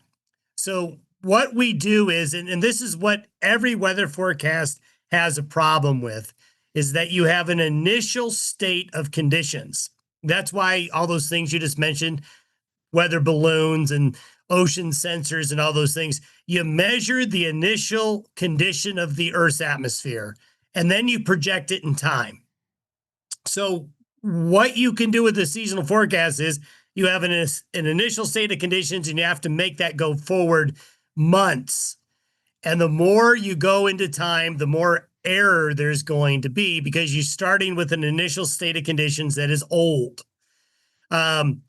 What we can do and what we've learned and what we're still learning is that there are hints and there are clues on how a season may go. And I'm a big believer in the oceans, that if you have a good understanding of what the oceans are doing, that gives you hints, if you're willing to listen, on how a season may go. And honestly, I use probably a higher percentage of what the oceans are doing, what it's done in past winters, much more credence than I do on the computer modeling. Yeah, and that's all. I mean, we're just looking for generalities, general trends. The rancher wants to know, do I need to put up more hay this summer? Right. Because January, is going to be a bad winter, as they say. You just want to know things in general. You look at the ocean. So did the NASA scientists in A Day After Tomorrow, which I just watched again last night. Why? I don't know. I love movies like that. It is awful. I actually I had people at the theater, yelling at me because I was laughing and just going, oh my God, this is, there's so many things wrong with that movie from a meteorological standpoint. It's entertaining. Yeah. It is entertaining, but there's so many things wrong with that. I knew it. I just love when weather tries to kill us. But they did mention the reason you could tip the scales, the reason you could affect major weather changes is the ocean and the temperature of the ocean, current flow of the ocean, and if the ocean got all messed up, and the ocean could get all messed up if the glaciers melt into it and it becomes desalinized, like less salt. Would that matter how much salt is in the ocean? Well, yeah, because it changes the density of the water, and that it can get quite complicated. But the premise of the day after tomorrow was that the Gulf Stream was going to stop working. And it was going to cause this cascading, global weather catastrophe. And we are 40 years. We're about 40 years into this, debate, so to speak, and none of those apocalyptic changes have happened. The Gulf Stream is still there. It's still maintaining itself, and it's really hard. It is really hard to change the dynamics globally there's so much energy required to change things. A lot has to happen. Just think of your bathtub. You fill it up with hot water, and in one part of the bathtub, you take a red hot poker out of your fireplace, and you stick it in one side of the hot tub. Is the hot tub going to go up to 200 degrees? No. It's good. It's the energy that's held by the oceans is immense, and 70% of the earth is ocean. Yeah. So to change that takes a lot. To influence and impact the ocean to any degree. Yeah. Only the sun can do that. And that's a topic of another discussion, what the sun can do. Yeah, I always like to say it's the sun, stupid. What today? There'll be plenty of sun today and tomorrow look like hot ones. Yeah, it is going to be hot. And we are going to have some classic dog days of summer weather here for the next 3 days. Bad news is that's not going to help out with the fire situation. We're going to have low humidity, very little rain chance. Now, we don't expect much wind, thankfully, but we're going to have to wait till the end of the week and the weekend for any good rain chances statewide. There will be some thunderstorms today in the Far East, dry elsewhere. It really won't be until Friday and the weekend, and we're hoping to get better chances of rain by then and into next week as well. But for the next 3 days, be ready for the heat. Gosh, it's been so long since I've seen any kind of rain. Well, I don't want that. We'll have to, when August is done, I want to know how hot and dry it was. Seems like a dry August. Well, we have 2 weeks of August left. Yeah, so halfway through. Until then, we can only worry. Hollywood versus Don Day, farmers. Dennis Quaid skiing on top of the Statue of Liberty or something. I forget what it was. Yeah. Dennis Quaid, I can't imagine you watching that movie. I imagine a TV set got busted. I watched it in the theater. Oh. I actually paid money to watch that. Oh, my goodness. All right. Thanks, Don. Have a great Monday. Bye-bye. Day weather forecast. Yeah, Don Day versus Hollywood. Don Day versus Farmer's Almanac. Or just Don Day wins, man. He's the weather guy. We got to take a break. We'll be right back with more on the Cowboy State Daily Show with Jay. To the Teton Range, Cheyenne to Sheridan, Rawlins to Ralston. Cowboy State Daily Morning Show covers the state like no other radio show or podcast. We love Lovell. We're eager to share the stories of Story will crow about Crowheart and Yodel over Yoder. Whether you make your home in Sweetwater, Chugwater, Powder River, or Green River, the Cowboy State Daily Morning Show will make you feel right at home. Jeffrey City, Atlantic City, we see you. Little America, Big Piney, you're on our radar. Howdy, Wapiti, Meeteetse, Shoshone, Ten Sleep, good morning, welcome, Torrington, Riverton, Wheatland, Lusk, Lingle, Lander, Timber, Casey, Kerwin, Moorcroft, Mountain View, Moose, Fort Bridger, Fort Laramie, Fort Washington, Hannah, Hudson, Hewlett, Dayton, Daniel, and DuBois. We are east of Weston, west of Midwest, north of Newcastle, and south of Sundance. Border to border, we love Wyoming and every one of its communities, bar none. This is the Cowboy State Daily Radio Network.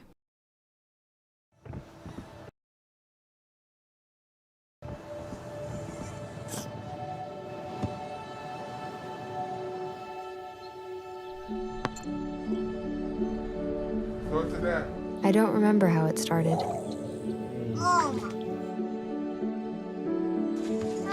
Our back and forth. Victory. fumble, repeat. It always came back. Dad! Okay, here we go, throw it! Yeah. You probably don't remember what you told me, That was perfect. but I heard every word. Nice.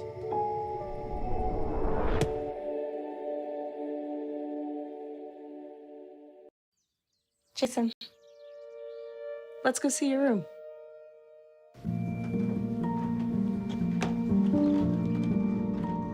What do you think? We kept it a little spare, so you can decorate it how you like.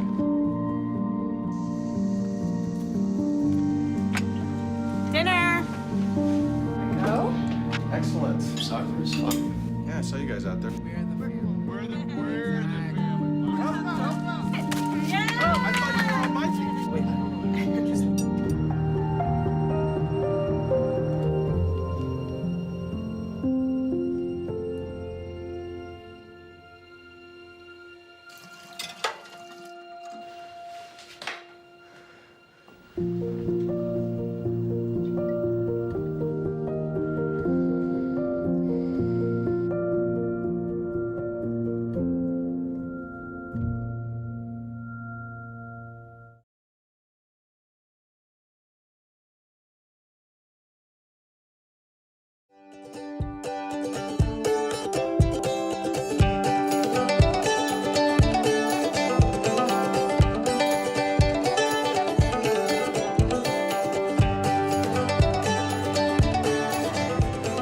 We're back in the studio, Cowboy State Daily Show with Jake.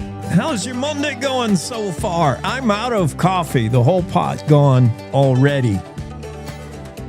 That's typical Monday. I'll bet if I was to calculate how fast I drink coffee in the morning, Mondays, the coffee is gone the fastest. Mondays are tough, huh? Mondays are tough on everybody.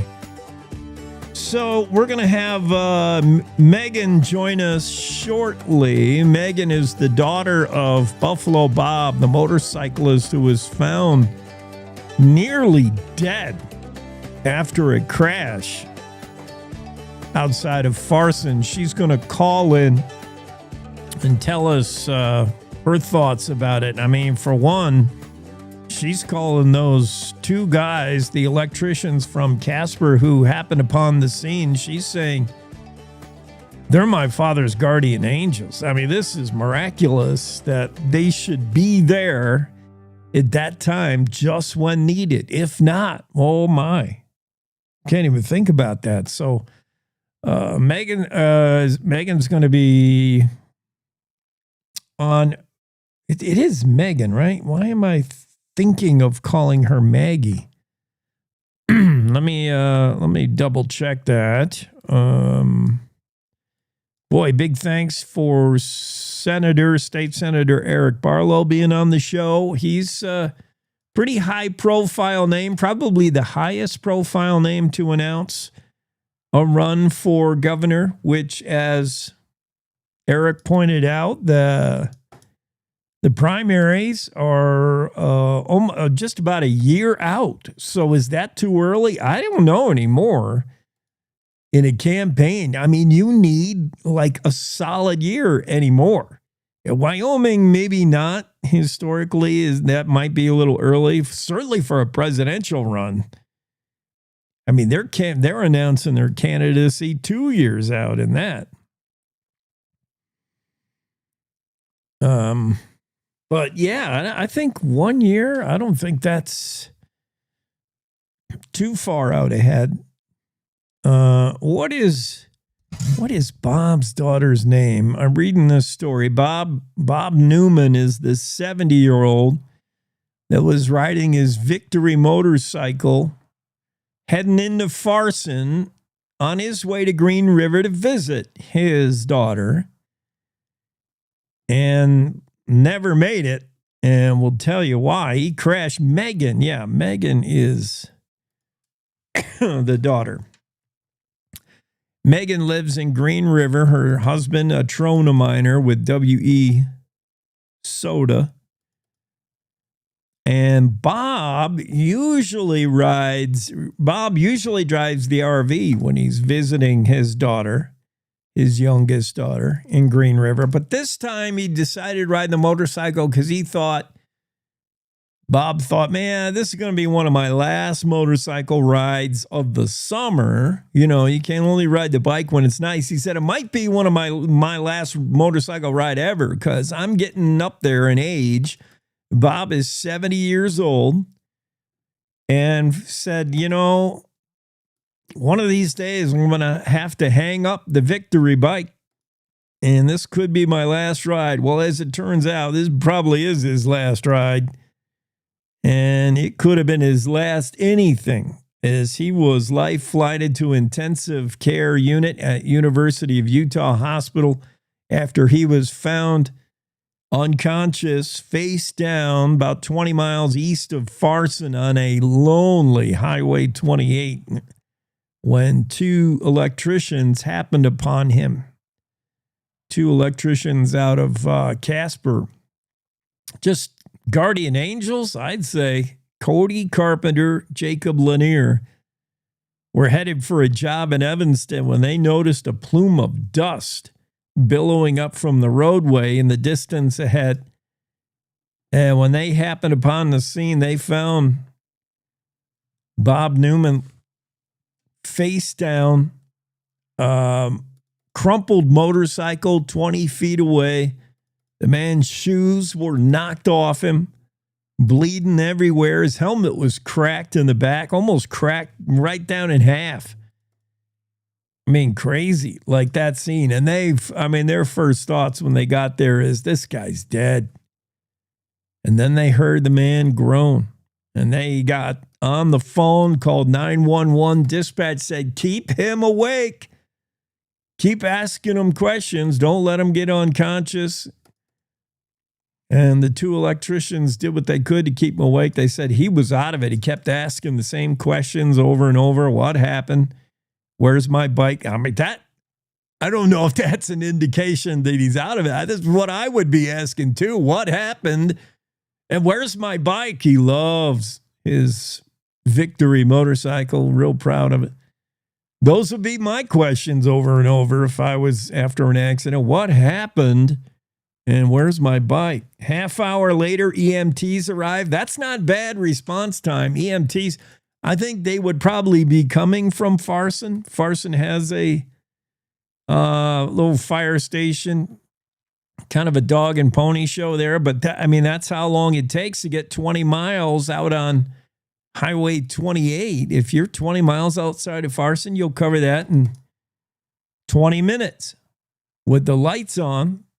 Assuming you got 10 minutes to get ready. Yeah, that's about right. Half hour. He's got broken ribs, 6 broken ribs, head trauma. Bob Newman, why did he crash? We can speculate. We'll have the daughter Megan on here in a minute. Why? He's diabetic, so that often causes issues.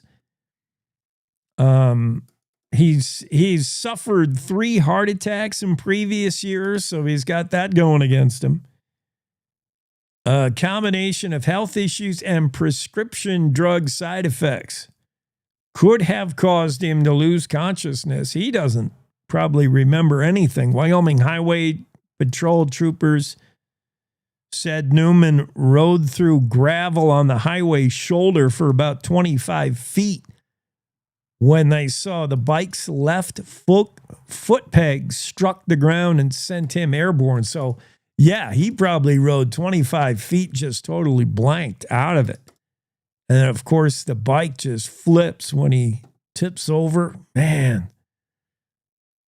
that is not something you typically live through. And who knows how long he could have laid there dying if somebody didn't see him. And those somebody are 2 guardian angels who happened upon the scene. This fantastic story from Zach Sontag. And we got some video from Bob in the hospital. and he looks pretty busted up, but he's at least with it enough to thank everybody who turned out. Interesting side note, one of the, and let's, I'm going to answer the phone now. This should be Megan, I'm thinking. Is this you, Megan? Yes. Hi, how are you? I'm okay. How are you? Well, it's Monday. Yeah. But I'm doing better than Buffalo Bob today, I think. Yeah. Boy, your dad, I mean, I saw your posts on that Facebook page. You were looking for these two guys who came upon the scene. I mean, that was probably your second instinct before the first, which is, oh my goodness, my dad. And, you find out what happened. And then you're like, wait a minute, two guys made the 911 call. Two guys were there first. Two guys are guardian angels. If they weren't there, if something didn't put them there at that time, I don't know how this might have went. And they say they were just doing what anybody would do. I don't know. What do you think about Lanier and Carpenter? Well, I believe that they are angels. And I get choked up talking about them. Yeah. But there's no words to thank them for everything that they did. I know more people stopped, and I appreciate them all so much. But what those guys did truly was amazing. Yeah. And what those guys did, you know what it is to me, is this story is so Wyoming. Not that it wouldn't happen somewhere else, but this is Wyoming, isn't it? This is what this tells you about the state. I mean, that's pretty Wyoming of these two guys. All the prayers, all the thoughts. Yeah. Everything, just people just kept reaching out to me, and I can't wait to tell my dad and show him all the letters, all the prayers and everything. He's going to be so excited. Oh yeah. I mean, right now, what is it? I saw some video. Your dad, he's got a lot of recovery to do. He is in a lot of pain, but he appears to be aware enough to now understand when people tell him, hey, you were in a motorcycle accident. You're like, how's he doing? Well, after his surgery for his ribs, they had to plate his ribs because he had 6 broken. Ooh. They got in there and they saw more stuff that was wrong. So surgery went a lot longer than they anticipated. And so they kept him on the breathing machine the day after his surgery. He did have it removed Saturday, but Saturday was kind of a struggle day for him. He did struggle that day, but yesterday he was so much better, and today is even better. So he's on the mend and doing a lot better than what he was on Saturday. Good. So we're trying to reconstruct what might have happened, and the troopers on the scene. I mean, we think he probably just blanked out. He probably just passed out. Your dad's he's 70 years old. He's got some health issues and medication that could have combined to just zonk him out as he's riding, huh? Well, we're thinking maybe low blood sugar. He was a little different on his way here to visit me in Lyman. It took him about 5 hours to get from where he lives in Montana to Cody, Wyoming, and it's usually only just a 2-hour drive. And then when I got him a hotel in Lander, I told him to give me a call the next morning and let me know when you're on your way. I didn't hear from him. And his wife had texted me and said, hey, I think he might be going the wrong way. And I asked her, did he go towards Farson? And She said, I think he's going towards the boy. Yeah. And she did another check, saw that he had turned around and started to go in the correct direction. And it wasn't much longer after that when I got the phone call. Okay. that Yeah. he had I've done that too. Going from Casper to Far, I've done that too, where you take the wrong. I know exactly where he did. Yeah. So maybe that was an indication he wasn't 100%. Yeah, and he's traveled over here quite often. Yeah. At least once a year, sometimes twice a year. So he's been here and knows the road pretty well. Yeah, he should know the way. Yeah. So we're talking to Megan, youngest daughter of Bob Newman. Buffalo Bob was found in pretty bad shape outside of Farson. And two guys just came upon him and, called 911. And what do you do when you got somebody who's like barely conscious? You keep them awake. So they kept asking him questions, or Bob had questions. What about my bike? He said usually makes that run in an RV, but he wanted the motorcycle. He wanted to take that Victory out for what could be his last spin. He's getting up there, 70 years old. This is going to be his last bike ride, I think. You and his wife are going to be telling him, let's put up the bike, huh? Yeah. He had a good ride, though. Yeah. He put a lot of miles on that bike and went to a lot of places, and he's done now. Yeah. Boy. And yeah, he's not, probably not going to be able to sell that bike either. I'm looking at photos of the bike and of his helmet. Oh my goodness. That was, we believe that the bike is what did most of the damage to him. Yeah. I think it landed on him. The break on the helmet is on the same side as the broken ribs. So we think it just landed right on him, and it's an extremely heavy bike. Yeah. Yikes. Well, we're glad how it turned out, and I'm happy you found. I read the posts on that on the Facebook page where you were seriously looking for these two gentlemen, because in your mind this is the reason your dad's still alive. These two guys. I mean, the timing. Who knows how long he could have been there. I've been on Highway 28 outside of Farson. Depending on time of day, there's not a lot of traffic on that thing. Thank goodness these two guys were right there, man.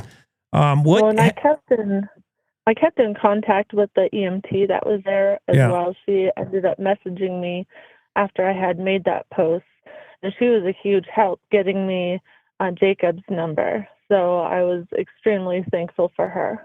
That's nice. And what did these? You talked to these guys. And what did they say? Like, we didn't do anything anyone else would have done. Yeah. Yep. And which is true. But on my side of things, they did more than I could have ever asked. Yeah. Oh yeah. Well, I'm glad you were able to connect with them, and I'm glad we, through the story that Zach Sontag did, we're able to get everybody informed on what's going on, and we're going to be rooting for your dad. I'm glad things are turning out okay, but yeah, no more motorcycle. Yeah, we're just going to stick with just his truck and his camper. Yeah, Buffalo Bob going to hang up the stirrups, I think. Megan, thanks so much for coming on. I appreciate it. And best of luck to you and your dad. Thank you. You bet.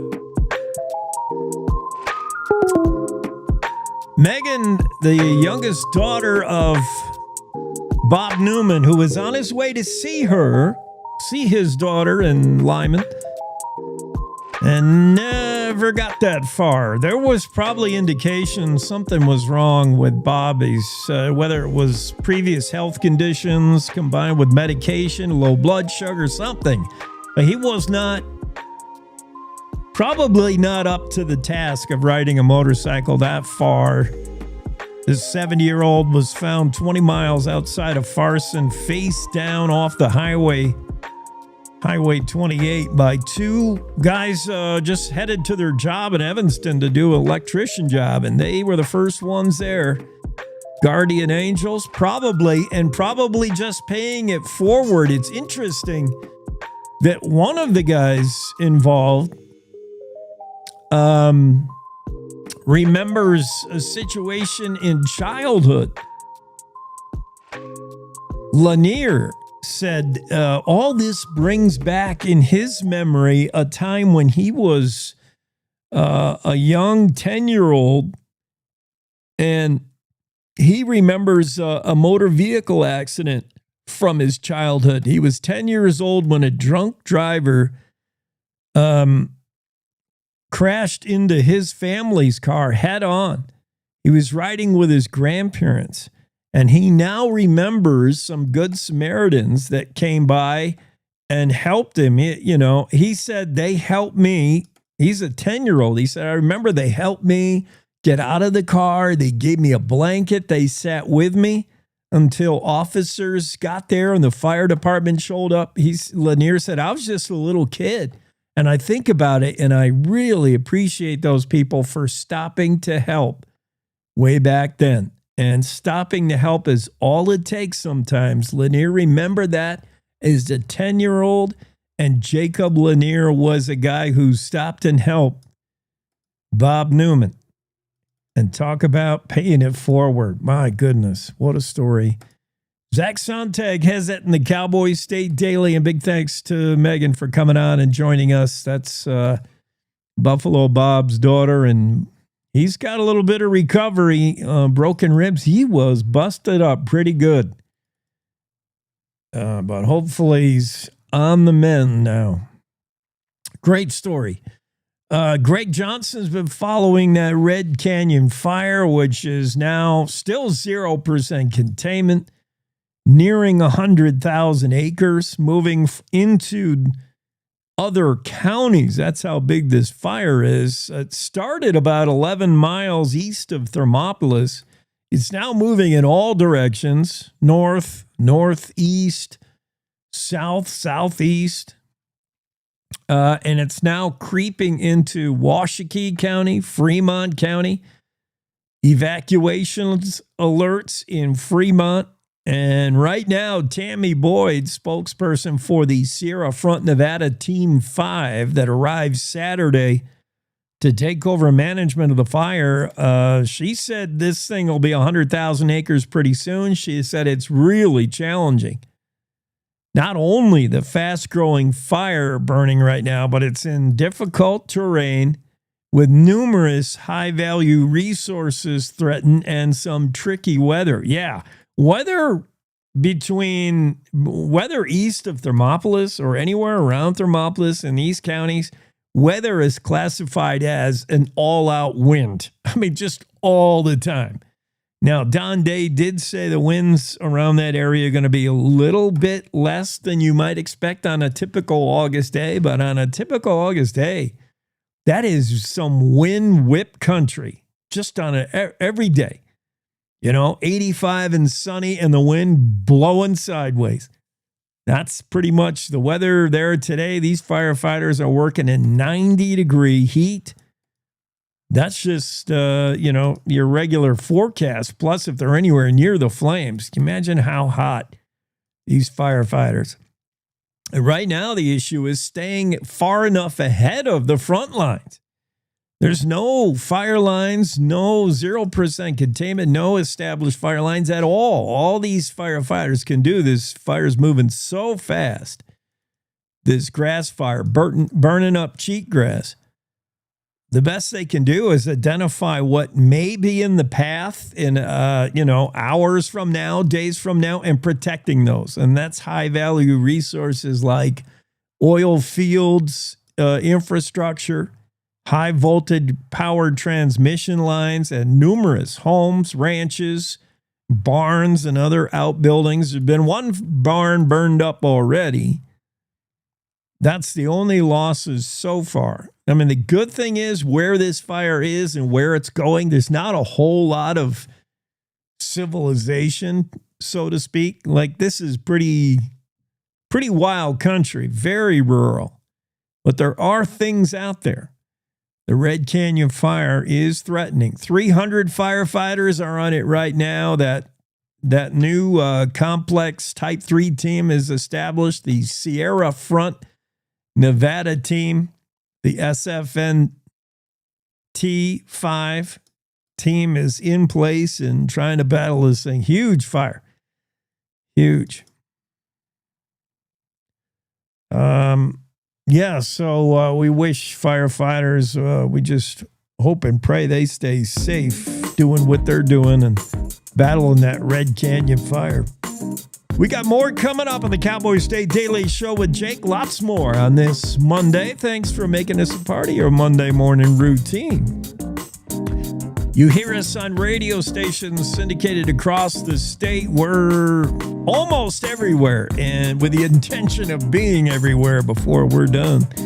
You're also live on X, live on Facebook, YouTube, and on the homepage, cowboystatedaily.com. Top of the hour news. See you on the other side of that.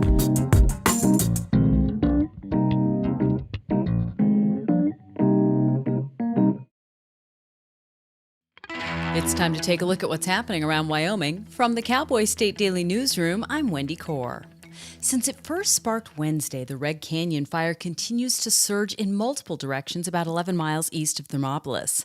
By Sunday evening, the fire had grown to nearly 92,000 acres and was spreading quickly, according to Cowboy State Daily's Greg Johnson. It was started Wednesday by a bolt of lightning. It's just burning through a bunch of cheatgrass, a bunch of other grasses, brush. They're just really dry this time of year, and the wind is blowing it. It's now kind of passed into a little bit into Washakie County. It's pushing south into Fremont County. It's 0% contained. They're just trying to get some kind of a handle on it. So far, officials believe only one barn has been lost to the blaze, but that tally could definitely rise as firefighters get more of a handle on managing the blaze.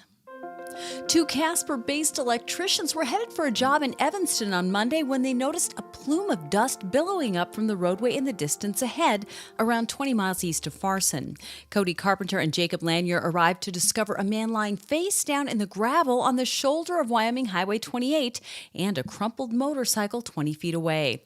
Cowboy State Daily's Zachary Sontag reports that while the men thought the biker had to be dead, they sprang into action when he groaned. It was clear that the man had suffered some serious brain injury. He was confused. He was asking the same questions over and over again. They got 911 dispatch on the call, and they just stayed there with him and gave him comfort and kept him out of the sun. It's tough to say what the outcome may have been without them there. Bob Newman, a retired deputy sheriff from Roundup, Montana, is being treated for multiple head traumas, 6 broken ribs, and other injuries. But he's alive thanks to Carpenter and Lanier.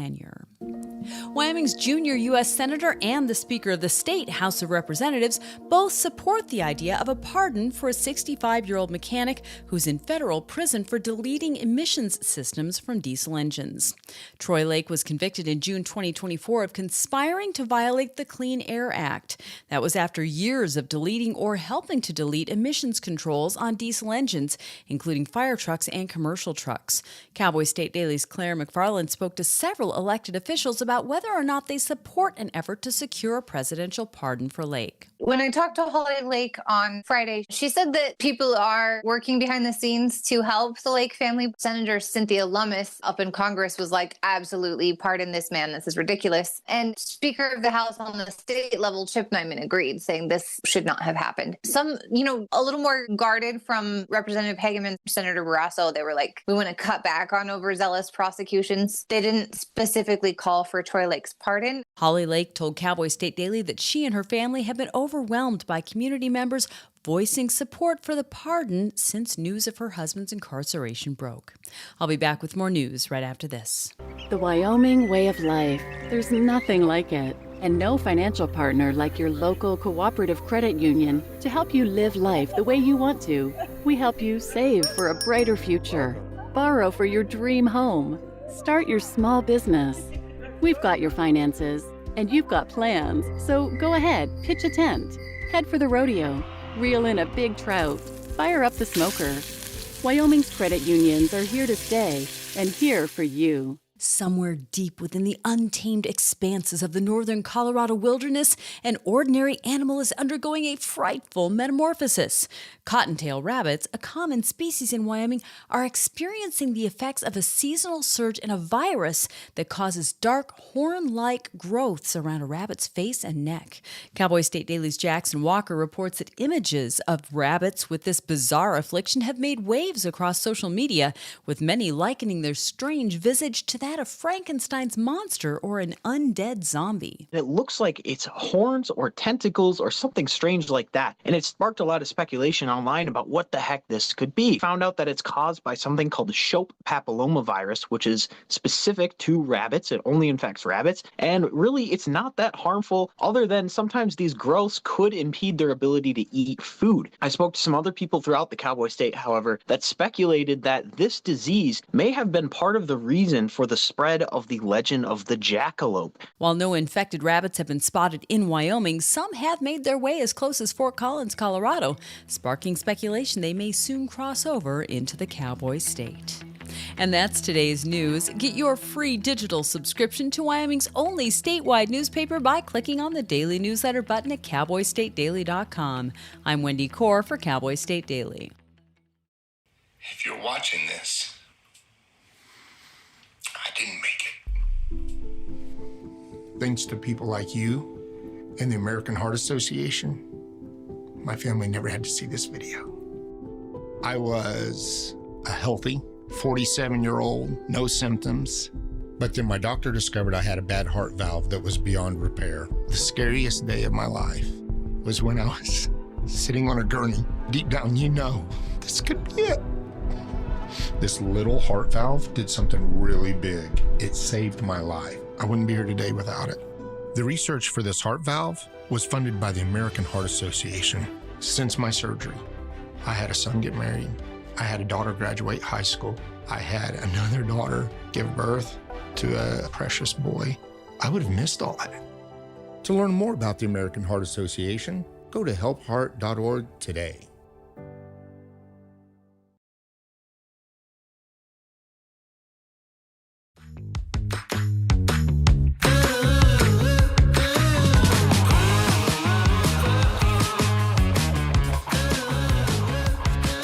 Cowboy State Daily Show with Jake on a Monday. David Madison is with us now. David wrote the story about Farmer's Almanac. I love the Farmer's Almanac.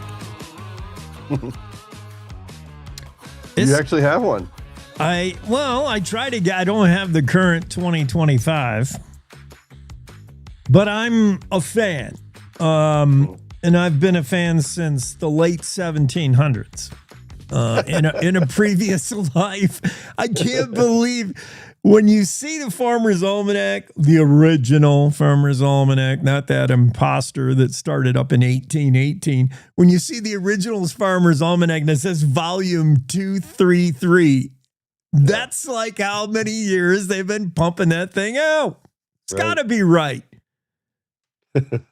Well, it certainly has a connection to the agricultural community in Wyoming, and hard, long habits die hard, and so folks, this time of year, the mid-August is the point when ranchers are thinking, okay, how much hay do I need to put up for the winter, and trying to get a crystal ball into the next 6 to 8 months, and that for a long time that was the best source. But now we have Don Day, so I had a nice conversation with him about his methods and, looking at ocean currents in the Pacific and how that could affect the jet stream. And he's really transparent about how he comes up with his forecast, and contrasts pretty starkly with the Farmer's Almanac, which protects their methods the same way Coca-Cola protects its secret recipe. It's proprietary. And anyway, we had some fun kind of just digging into that. And I hope it's a brutal winter. I want deep powder snow and hold on, lots of water in the spring next year. So we'll see. I had a not so nice conversation with Don Day less than an hour ago. Oh. I knew as soon as I brought up Farmer's Almanac that his steam would come out of his ears. To me, this pits old school human stuff, being Farmer's Almanac, against AI, which is Don Day. Don Day uses all these fancy computers and weather balloons and models and temperature gauges in the oceans. He's AI. He's the great fear. Don Day versus Farmer's Almanac. I will take the woolly mammoth, not the woolly mammoth. The woolly bear. I'll take that caterpillar. How much my horse's hair up right about now, when the geese start flying away, and how hot it was in the first week of August. I'll take old wives' tales like that any day, but I mentioned that to Don and he about blew a gasket. The geese are coming in Montana. The geese are here early for sure. Yeah. So I don't know what that. Wait, the geese are leaving. You mean like now the geese are already coming through? Yeah, they're coming through. They eat they land in the fallow fields and around Bozeman and eat the grain, and I see them over my house. And I mean mid-August I see them V'ing up. They're going south, and I'm like, boy, that's pretty early. What do they know that we don't? They must read the Farmer's Almanac, which is right more than it's wrong. 50.7%. Statistically better than a coin flip, which is, what you get out of your average meteorologist in long range forecasting. But Don's got his way of doing it too, and he would rather rely on other things. Very interesting. I love the Farmer's Almanac. Anytime you bring it up, people are I think super interested in it because they love some of those old things that sometimes the old things have a grain of truth to them, and who knows why. Yeah. All the above. Yeah. Use them both. Yeah. Yeah. Right. Don Day plus Farmer's Almanac plus anything else. Yeah. You need a lot of stuff trying to figure out weather, especially the farther down the road you go. But it looks like what if Farmer's Almanac said around here it's just going to be colder and drier, or colder and wetter? It had a phrase. I'm not remembering it. It was chill. Anyway, it's in the story. I can't remember what it said exactly. Very cold, snowy. Ooh. All right. We like that. Kind of. I mean, you say you like this. I'm done with the snow, but all right. You can take it. I'm done with the loud motorcycles in Cheyenne. These kids and their crotch rockets and their souped up pickup trucks. I have to. I brought some baggage into that reporting because what do you mean? I live on a very busy street that's increasingly busy. And I'm the guy that's shaking his fist at the speeders, and so I felt like the two councilmen and the researcher I interviewed were really kindred spirits, and the car enthusiast. So it's the number one complaint city council members are hearing right now, aside from the perennial "will you please fix this pothole?" Is what can we do about the downtown parking garage that turns into a motorhead fest that's really loud, and what can we do about roads like Yellowstone Road, where these motorcycles allegedly just kind of reign with accelerator terror. That the RPMs, the RPMs are really just taking away from the peace. And where I interviewed a councilman who lives there and says he can't even have a conversation on his front porch anymore. So I'm excited to see if they're able to solve this. I'm also curious and maybe for future reporting, really, why is this happening now? Is it we've always had muscle cars since the days of the film American Graffiti, right? And but what's about is there something in the technology now that makes it even louder? Is there just more folks out there? Is there a new generation of motorheads coming up that really like it loud. So you've got the diesel trucks, the crotch rockets, and then these tuners, the Gymkhana cars, the Subarus that get all souped up with that really low rumble. Yeah, because your typical 4-cylinder engine doesn't growl. I got news for you.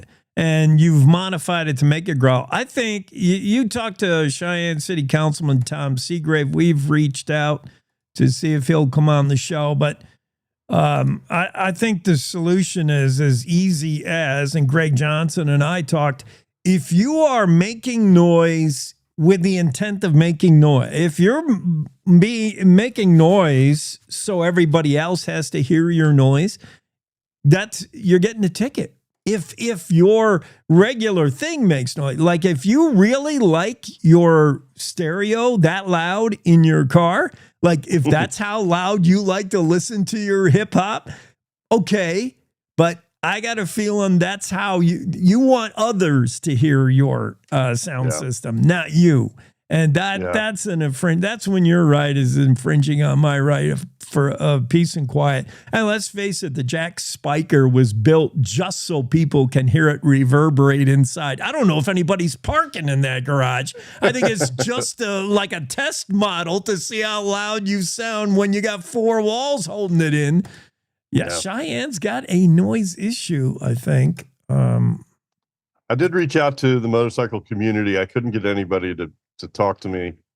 I got a couple of people on the phone, and they were aware of the issue, but didn't want to kind of put themselves out there as the spokesperson for the motorcycle community. And then in talking to the car club president, Phil Haberman,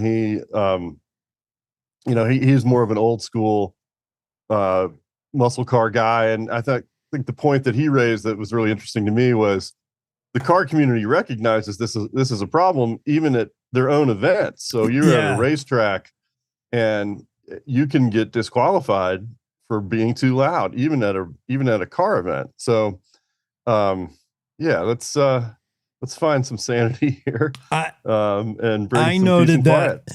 I noted that, the guy you talked to said, the only place where you can go where it's okay to be this loud is a racetrack where everybody's like-minded and raced. And even at the racetrack, they have a decibel limiter where, you could be. That tells you all you need to know. Like how loud is too loud. Yeah, good point, Phil Haberman, president of the Cheyenne Rods and Custom Car Club. Maybe it's just old. I guess you, me, and Phil were all just too old to understand the importance of being loud. But when you modify your ride to be louder, intentionally be louder, I don't get it, man.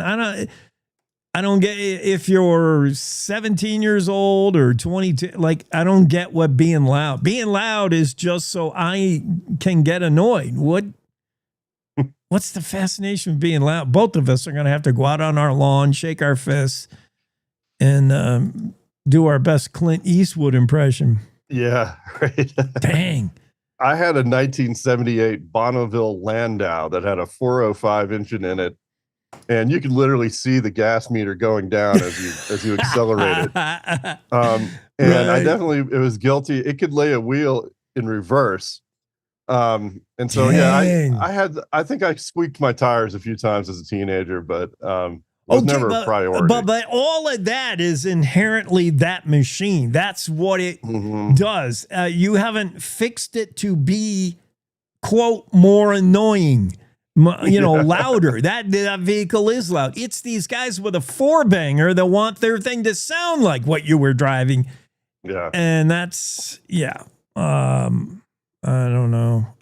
What's going on with, I was too excited about Farmer's Almanac and too opinionated about people making noise in Cheyenne to even read your final trifecta. Dino Noble, what's happening with these guys? Yeah. So we have, a company, Dino Noble makes everything from ammonium nitrate, which is used in explosives, to materials for fertilizer. And part of the process, the emissions are CO2. And so they've this fits into some priorities among those in the energy industry, as well as how can we commodify the CO2 emissions into a product. And so it turns out you can use liquid CO2 for the sanitation process and meat processing. And of course you can make drinks fizzy. And so, yeah, it was a short news brief, but a good piece of news about jobs coming to Cheyenne. And so we're happy to report that, because the day before we just reported that Taco John's headquarters were moving to Minneapolis, and that's the story that's gotten the most response this week by far. I've gotten several letters, and just to quickly summarize, Cheyenne is the home of and founding place of Taco John's, and had been there since 1969. And for a lot of reasons, which really sounded very logistical, they've gradually moved all their corporate headquarters to Minneapolis. But let me tell you, people took this personally. Yeah. And I've been getting these nostalgic letters to the notes from readers saying, "Oh my God, I survived on the taco burger. Can I get one more taco burger?" And anyway, so but I saw those two stories together, the Dino Noble and the Taco John's, as one was kind of evening it out the other, that it's still a really thriving community business wise. And yes, it's sad to see Taco John's go, but all the time there's lots of people working to bring more jobs and really take advantage of the story with Dino Noble that stood out to me. Talking to the head of the Chamber of Commerce, said, this is just an example of, we've got this great workforce. Like, maybe they don't know anything about dry ice and CO2, but they know about construction, they know about pipelines. They can jump right in and be a resource for enterprises that want to expand. Yeah. I forgot about that Taco John deal. Got a lot of reaction. It was as if people, Taco John's is shuddering. It's like they're just moving the headquarters. You won't even notice any difference in your, potato olay. But I don't. I even talked to the former CEO on the show, and I don't get the motivation. You mentioned logistics. They got a lot more retail, a lot more franchises in Minnesota now, opening all the time. 100. They're expanding East Coast, the Boston area. But does that mean, like, where your headquarters are is just where you get your mail and where you pay your taxes? I don't get why you would leave a no corporate tax Cheyenne to go to a place. You're probably getting taxed pretty good up there in Minnesota. I reached out to the current leadership and did not hear back. But we spoke to two former CEOs, and they didn't want to talk specifics. They were basically nostalgia for their accomplishments, and I thought that was very fun to hear them really brag on the innovations that adding the soft shell to the hard shell and cohesive with a layer of beans. That was a Taco John's innovations that has been copied by other chains. And the other thing that was interesting to me, that Taco John's had kind of carved out this territory, kind of Montana, Idaho, sort of the dividing line, and then everything to the Pacific Northwest is Taco Time, everything to the Southwest is Del Taco, and then everything towards the Midwest, upper Midwest, is Taco John's. And so those are the regional leaders. And then Taco Bell is the kind of the dark lord over all of it. Well, just to stay relevant in the taco blank fast food industry is tough. I mean, it's a dogfight. And then you throw in the whole, McDonald's, Burger King, the whole thing. Taco John's, I told that one CEO, to me, it's a company that's always punched above its weight. This plucky, true Wyoming upstart Mexican place. They just always been fun to watch, the trajectory of that franchise. Yeah, well, we're always cheering for our home team. I think that some allegiance will remain. Yeah. Well, good stories, David. You're always finding something interesting in the world. Thank you. All right. Have a great Monday. You too. Bye-bye. David Madison of the Cowboy State Daily Show. Let's get a quick break in, and we'll be right back with more. Wyoming is a big state. There's so much ground to cover, so many stories to tell. But the Cowboy State Daily News team is up to the challenge. I'm Wendy Core, host of Cowboy State Daily Video News. Whether it's politics in Cheyenne, energy issues in the Powder River Basin, or grizzlies in Yellowstone, our talented crew of experienced journalists are out there finding and telling the stories that matter. What's the best restaurant in DuBois? Renee Jean checks it out. What's the most recent Supreme Court decision mean to our everyday lives? Claire McFarland explains. How is the upcoming elk hunting season shaping up? Mark Hines lets us know. Every day, I talk to the reporters who are covering the topics, issues, and people that are important to Wyomingites, and in our daily newscast, I bring you those stories. Tune into the Cowboy State Daily Video Newscast every morning, only on CowboyStateDaily.com. This is the Cowboy State Daily Radio Network. Mom, I got it. What are you doing in there? I got stuck. Oh. Are you a dog? I wouldn't do that. Have you seen the pliers? Where'd you find those? It's not your birthday. Sorry. Bye, Grandpa. Bye, Grandpa. Take care of yourself. What are you doing? What are you looking for?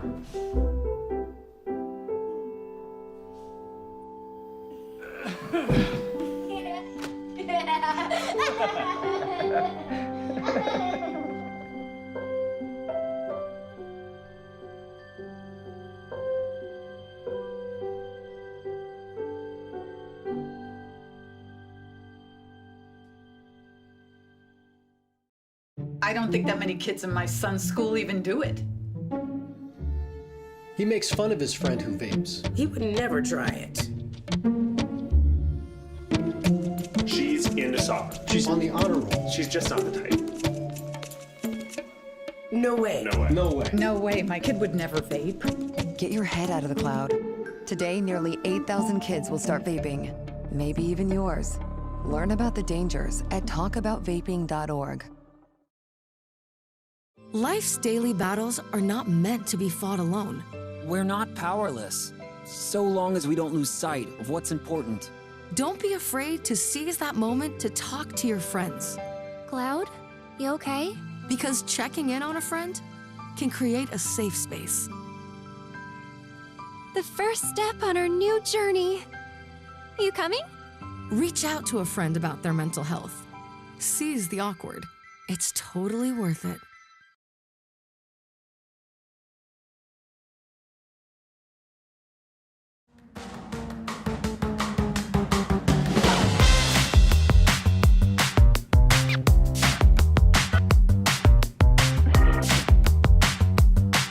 Yeah, let's get back to it on the Cowboy State Daily Show with Jake. Let's get into a little bit of this day in history and then follow up on a few more stories, including the hideous rabbits with some kind of freaky growth and guys who might be interested in shooting them.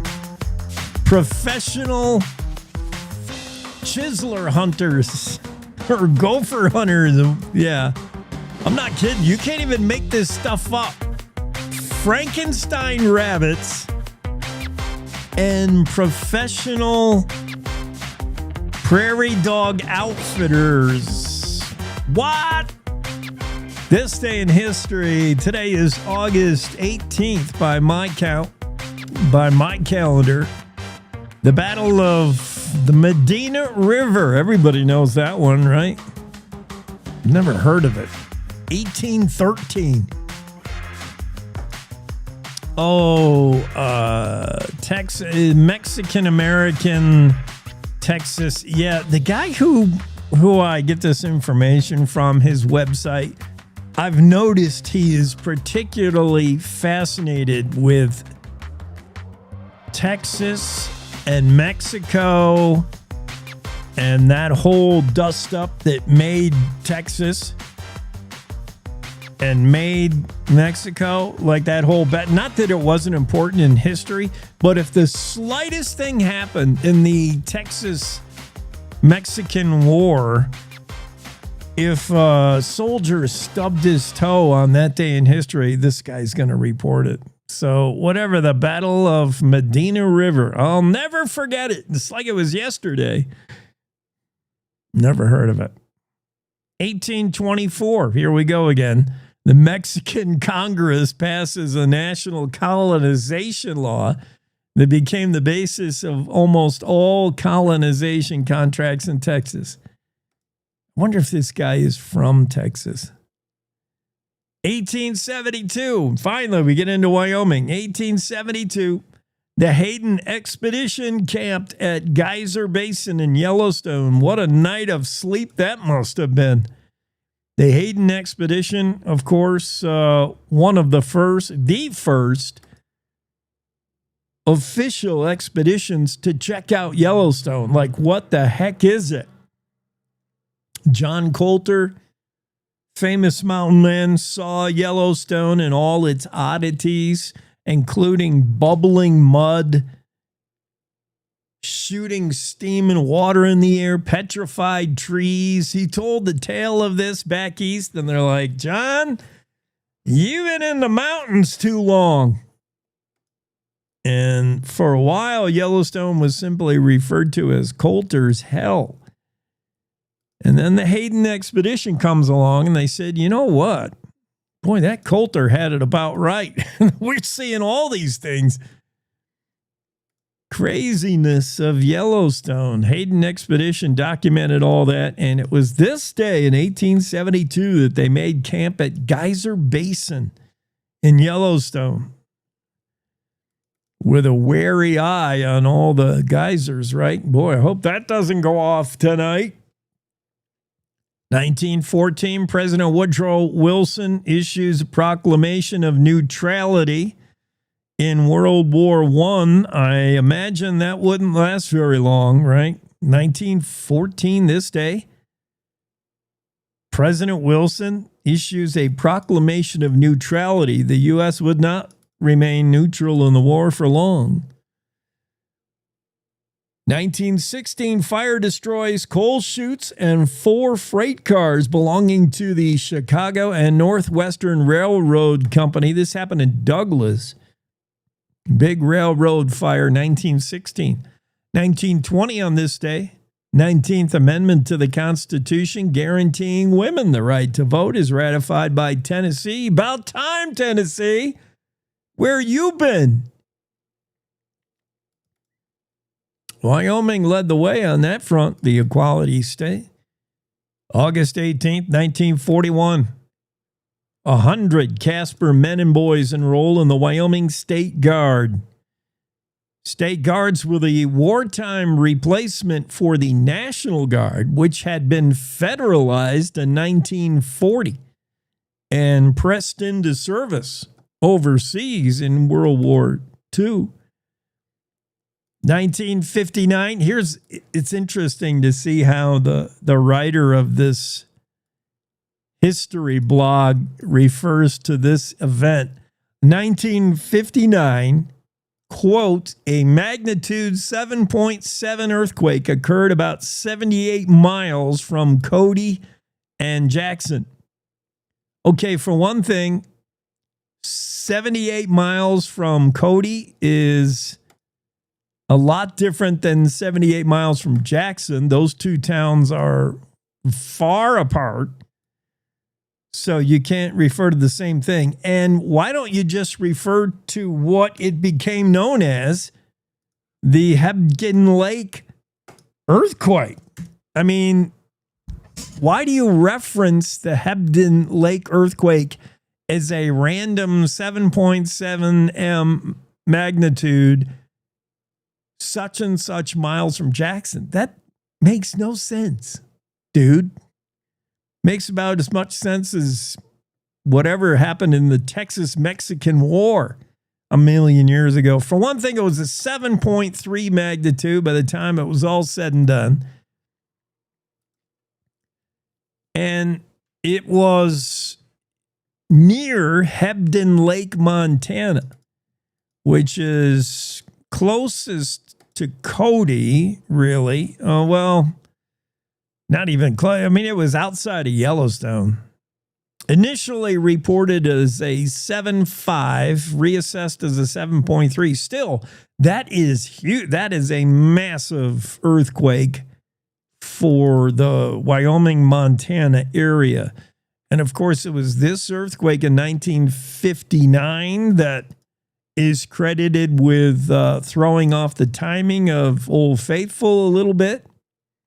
It caused changes in the eruption intervals of several geysers in Yellowstone, including Old Faithful. I think it made Old Faithful a little longer between eruptions, I think, if I remember correctly. But that was a major earthquake, massive landslide. Which dammed the Madison River, creating which is now known as Earthquake Lake. Yeah, big earthquake, 1959. This day, 1969, Jimi Hendrix opened Woodstock with an electric guitar version of the Star Spangled Banner. Everybody's seen the video, right, of Jimi Hendrix doing the Star Spangled Banner. Jimi Hendrix setting his guitar on fire. Didn't he do that at Woodstock? 1969. I think that's also where he set his guitar on fire. Jimi Hendrix, guitar on fire. I'll just ask the Googler. Burns' Stratocaster. What? Maybe it wasn't that. No, it was at Monterey Pop Festival. Okay. So at no.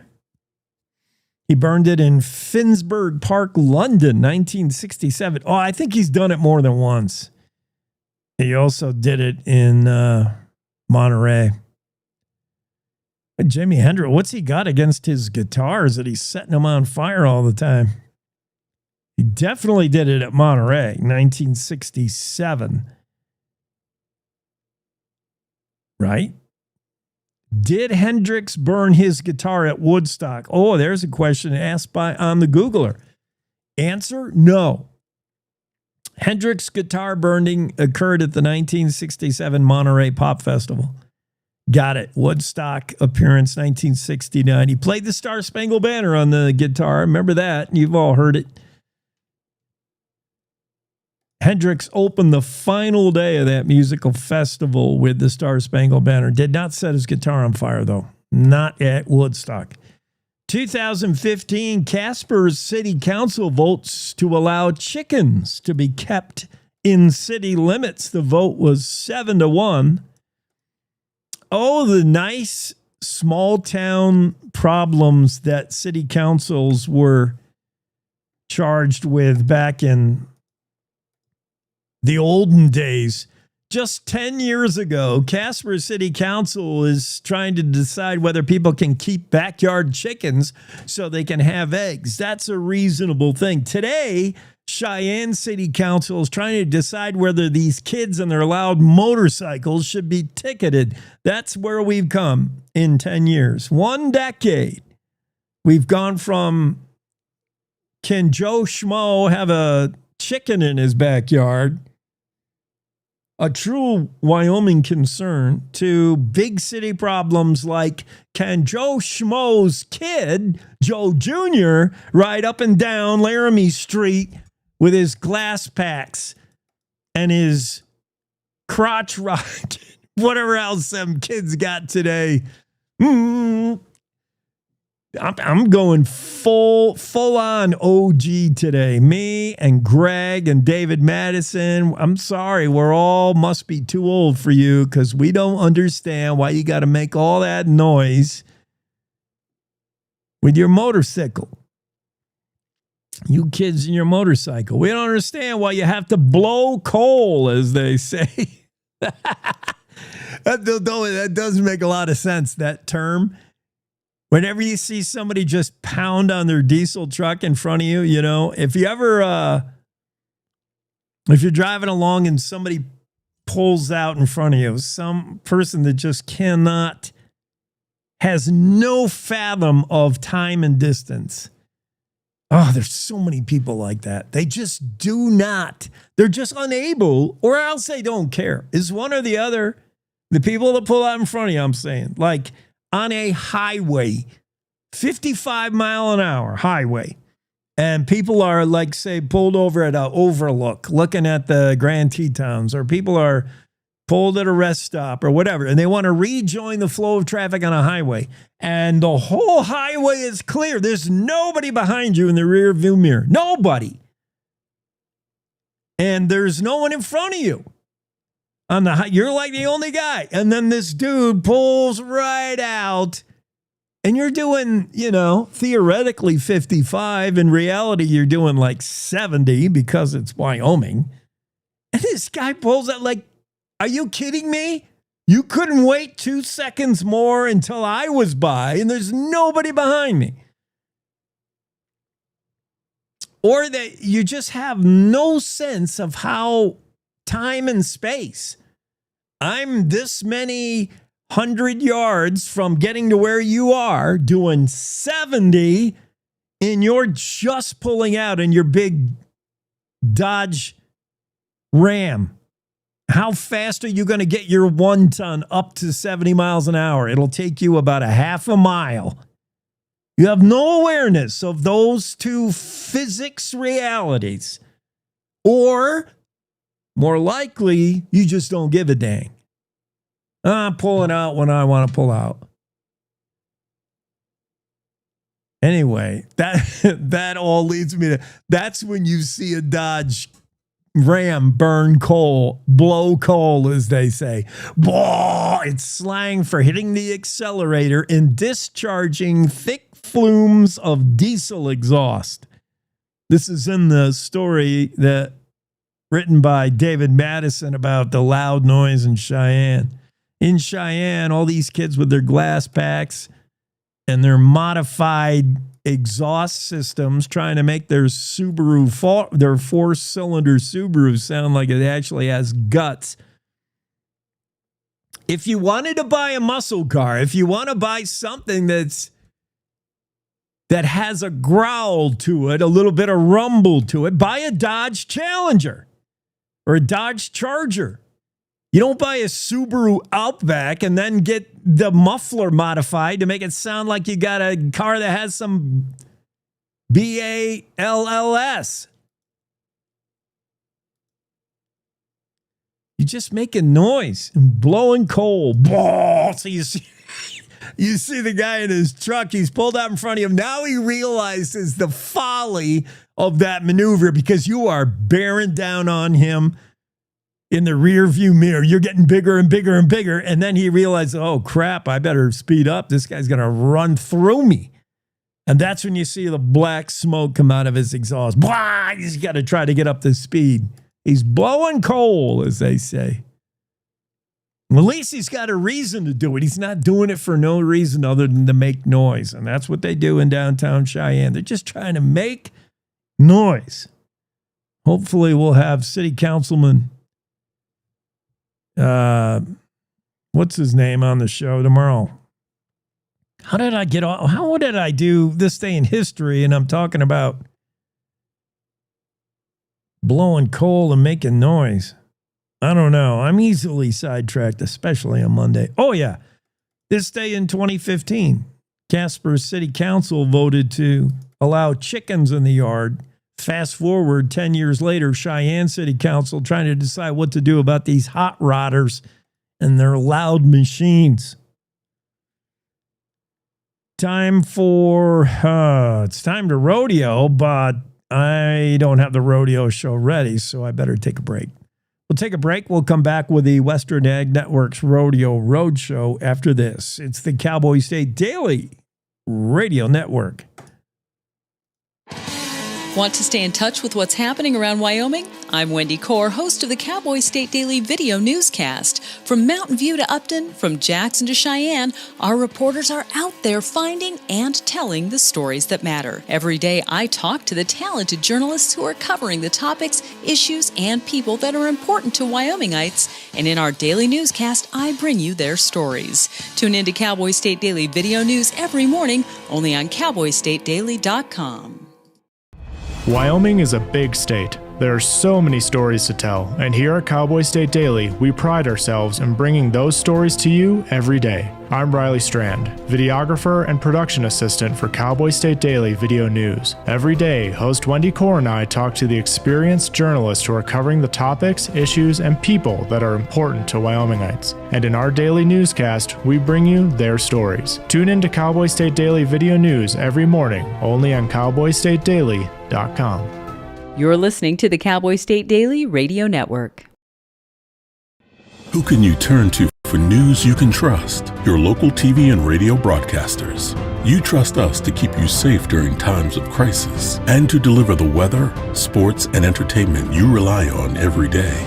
We bring you the facts you need to make decisions that matter. And as misinformation floods social media, you can trust your local stations to deliver the truth. Text TV to 52886 and tell Congress you rely on your local stations for trusted news. You handle the healthcare, we'll handle the marketing. In need of a spark for marketing your medical practice? Loom Studio provides creative and strategic healthcare marketing that illuminates the path to bigger and better experiences for your business and your patients. We specialize in branding and design, social media, website design, SEO and SCM, not to mention content creation, public and media relations, and marketing metrics to ensure you're getting results. If you're looking to increase your patient engagement and retention, enhance your community impact, and streamline your marketing efforts, our team is ready to help you achieve your goals. Contact us today and learn more at loomstudio.com. We come from a long line of farmers, and there's a sense of pride, but there's also a significant amount of pressure. Farmers have to take care of their physical and their mental health, because what's a farm without a farmer? Watching the sun come up, that's my time. I can have a cup of coffee, and every day is a new opportunity. That's cool. Your hand's gotten so Yay! Don't forget to check in on yourself. Love your mind.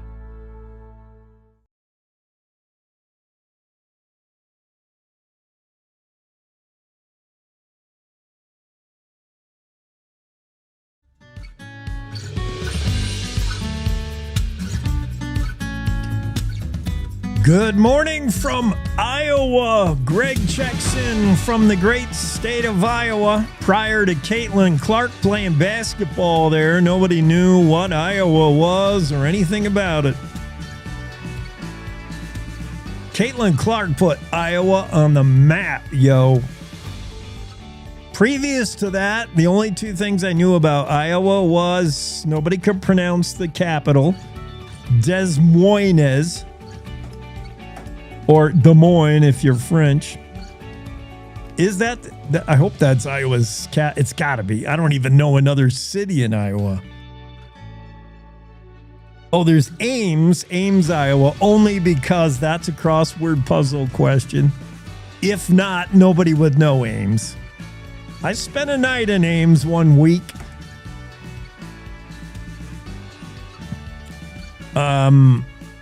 Capital of, and the only other interesting thing about Iowa is what other state has more vowels than it has consonants? The vowels of that state outnumber the consonants 3-1. You're never going to see that anywhere else. Iowa. I'll buy a vowel, Bob. Yeah, Des Moines is the capital, because Des Moines is the only city in that state. I'm not making fun of Iowa. I love Iowa. Iowa's great. Iowa's just a shorter version of Nebraska when you're driving east to west. Right? I mean, Nebraska to get from border to border, east to west, is about a week and a half driving an RV. That state goes on forever. Iowa's the same. You don't even notice you've gotten in Iowa. It's the same thing. It seems like a state that's made by John Deere, made for John Deere, by John Deere. I mean, these are just tractor driving states with farm after farm after farm after farm. And they measure the farms in these states by hectares, not acres. They're gigantic.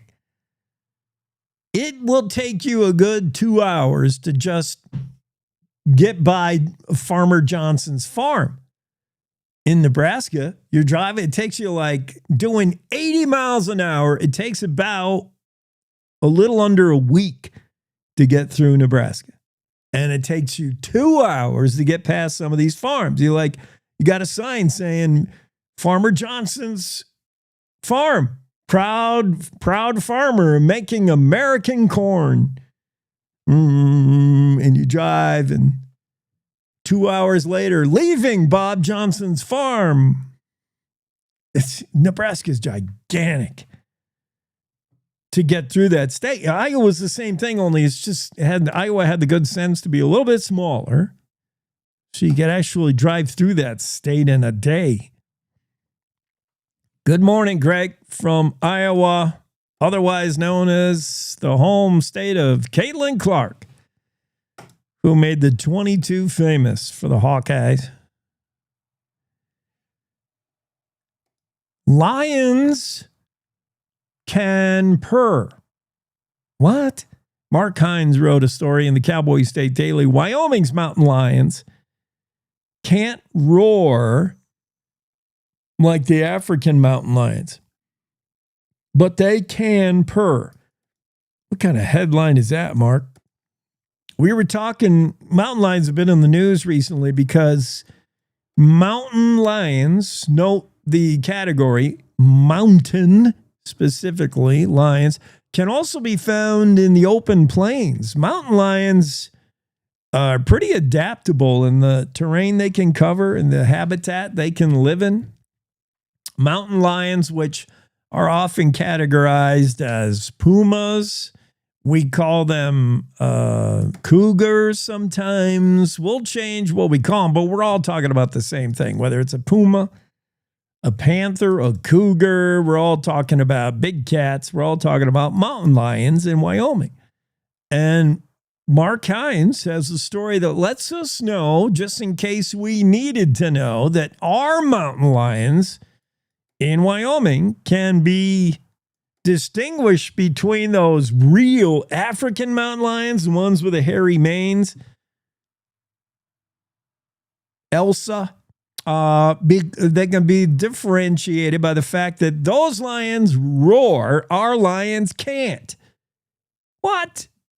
Why can't our lions roar?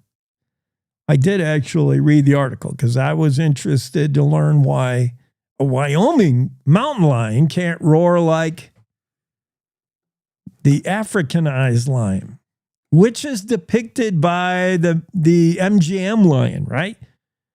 That kind of lion is what I'm talking about. And the MGM lion roars before every great 2-hour film. Pretty much. The Metro Golden Mare lion. Let's see if I can find a soundbite of that. Where is this story? Yeah, Leo the lion, MGM lion, that's the one that roars before the movies. He can roar. Our stupid Wyoming mountain lions can't roar. They can only purr. But watch out for that purr. Their purr is worse than their bite. Let me play that for you. Yeah. Ooh. Yeah, that's a roar. Now, when I was interested to learn more about the lion and whether that roar is real. It sounds fake, doesn't it? It sounds like it's been souped up a little bit, modified. Let me play that for you again. There's probably a copyright infringement on this, but I imagine the bots that are listening for copyright violations are not interested in the MGM's Roaring Lion, which was first established in 1928. In case you wanted to know.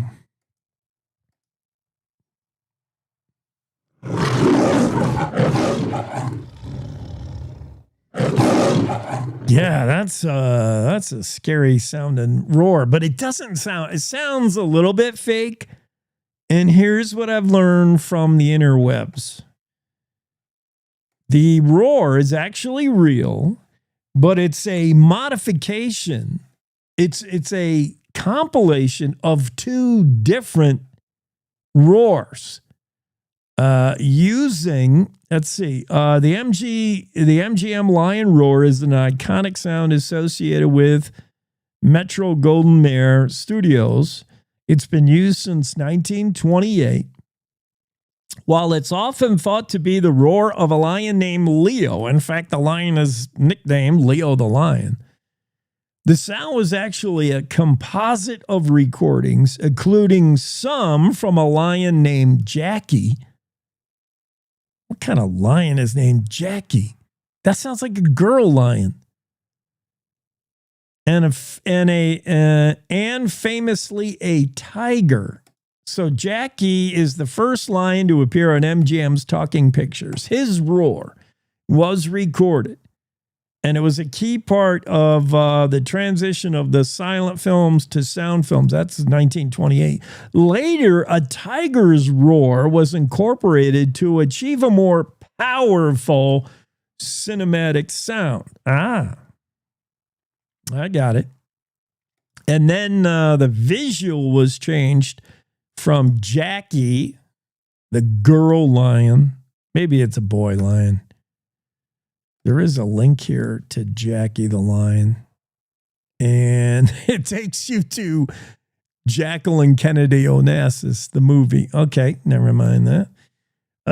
Yeah, Leo the Lion became the most recognizable lion in the MGM emblem that you see before the movie. But the roar is actually a composite of Jackie the Lion and some random tiger that isn't even named. But the story from Mark Hines tells us one way to tell the difference between lions, and if we're talking about a Wyoming mountain lion and a mountain lion and a lion you would associate from Africa, one of those lions, the kind that seem to be always laying around all day, letting the female lion do the work, right? That's the king of the jungle, the African lion. He has the big mane, and he pretty much lays around all day. Like whenever you see them on safari in Africa, if you see a pride of lions, you got a few females that are up and out hunting for the family, and then all the boy lions are just laying around, swishing their tail. They got flies in their eyes. They're like the laziest creature ever. And once in a while, they might roar. Like if a Hollywood studio exec comes by with a camera crew, they might roar for him. But other than that, you know, the African male lion is just so lazy because it's hot, man. It's like Africa hot. And this lion doesn't want to expend any energy. He's just laying there in the shade. He might get up and move when he has to move for the new shade. But other than that, the African mountain lion is one lazy SOB. Where your Wyoming mountain lion, he might not be able to roar like that, but he's out and about. He's like doing things. Why can't they roar? Mark Hines actually talked to Dan Thompson, who explained it has to do with bone structure. The African lion has a special bone in its throat called a hyoid bone. It's a flexible bone, particularly attached to their skulls with elastic ligaments. And it allows for a roar, whereas smaller cats, which include mountain lions, don't have this bone and don't have this roaring capacity. However, they do purr. And there was one guy who actually heard mountain lion purr every once in a while. Who was that? Somebody heard it like 1 or 2 times. He's heard a mountain lion purr. Ken Logan, one of the country's premier specialists on mountain lions, prefers to call them pumas. He's been studying mountain lions for 40 years, and he has heard them purr a time or two, he says. And he said their purr is just a lot bigger and louder than your typical house cat, but you do hear the mountain lion purr. So you take your pick. You got Hollywood's juiced up Leo the lion, African mountain lion roaring whenever he can be bothered to do something, because seriously, African lions are just laying around all day trying to beat the heat in Nigeria. Or you could take one of a good old Wyoming lion. They can't roar, but the Wyoming mountain lion can purr.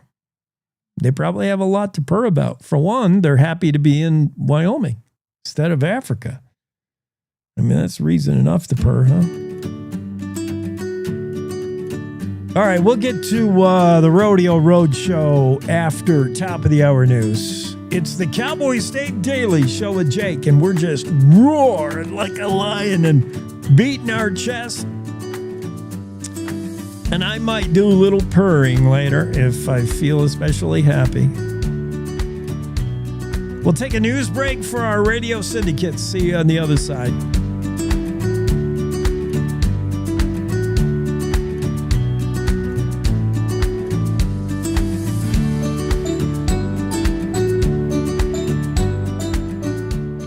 It's time to take a look at what's happening around Wyoming. From the Cowboy State Daily Newsroom, I'm Wendy Core.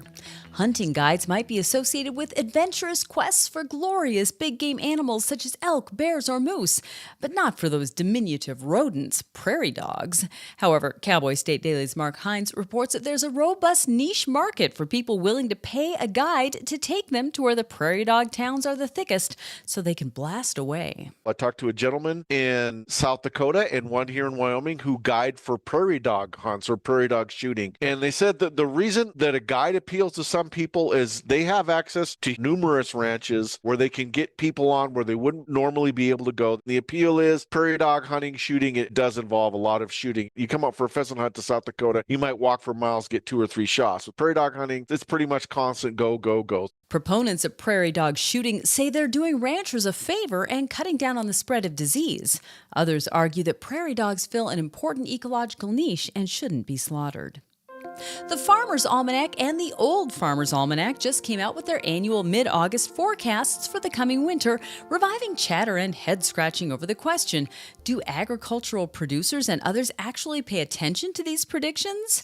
Cowboy State Daily's David Madison reports that they're not considered accurate for serious weather prediction. It does have this nostalgic connection to the ag community in Wyoming, where people remember their grandfather picking up a copy of the Farmer's Almanac at the feed store every year and poring over it and talking about it over coffee. And so it is in the DNA of the agricultural community in Wyoming. In talking to Don Day, he likes to take a very scientific approach, and he's completely transparent about how he's arriving at what his forecast will be. The best the traditional almanac method can do is predict a trend. We like to think Don Day is much more accurate than that. The 2025-26 Farmer's Almanac winter forecast, dubbed Chill, Snow, Repeat, promises a wild ride with dramatic weather swings, including an early start with cold and snow potentially hitting as early as September. Rusty, a super smart Australian shepherd who once helped save his owner's life from a drug overdose, is back in a secure and loving home after he was discovered lost along a highway in central Wyoming covered in ticks.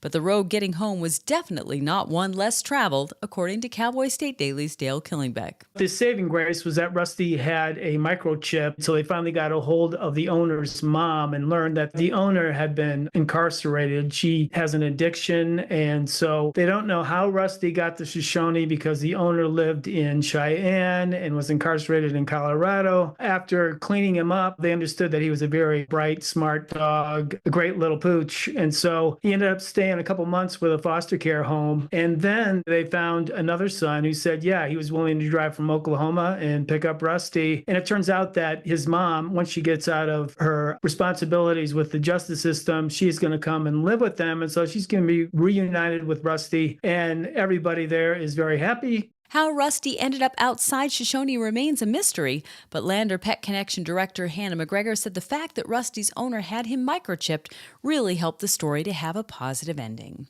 I'll be back with more news right after this. The Wyoming way of life. There's nothing like it. And no financial partner like your local cooperative credit union to help you live life the way you want to. We help you save for a brighter future, borrow for your dream home, start your small business. We've got your finances, and you've got plans, so go ahead, pitch a tent, head for the rodeo, reel in a big trout, fire up the smoker. Wyoming's credit unions are here to stay, and here for you. Since its invention, carbonated, sweetened soft drinks have exploded in popularity. Sweet, fizzy, and oh so quenching.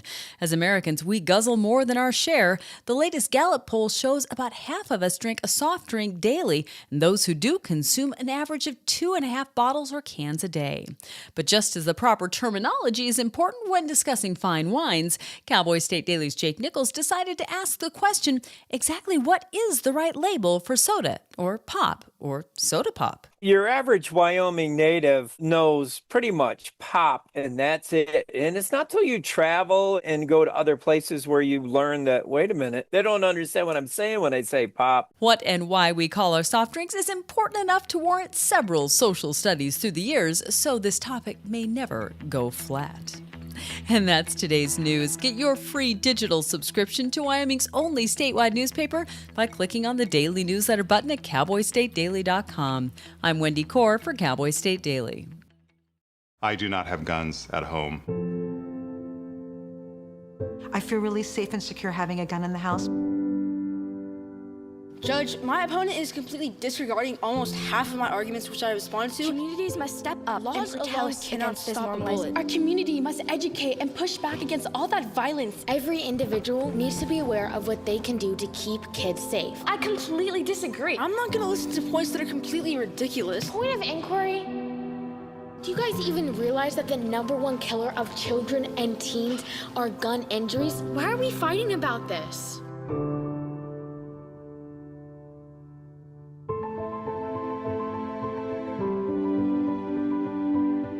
We have a serious problem in this country. There is no adult in this earth that wants children to die. I worry for my kids.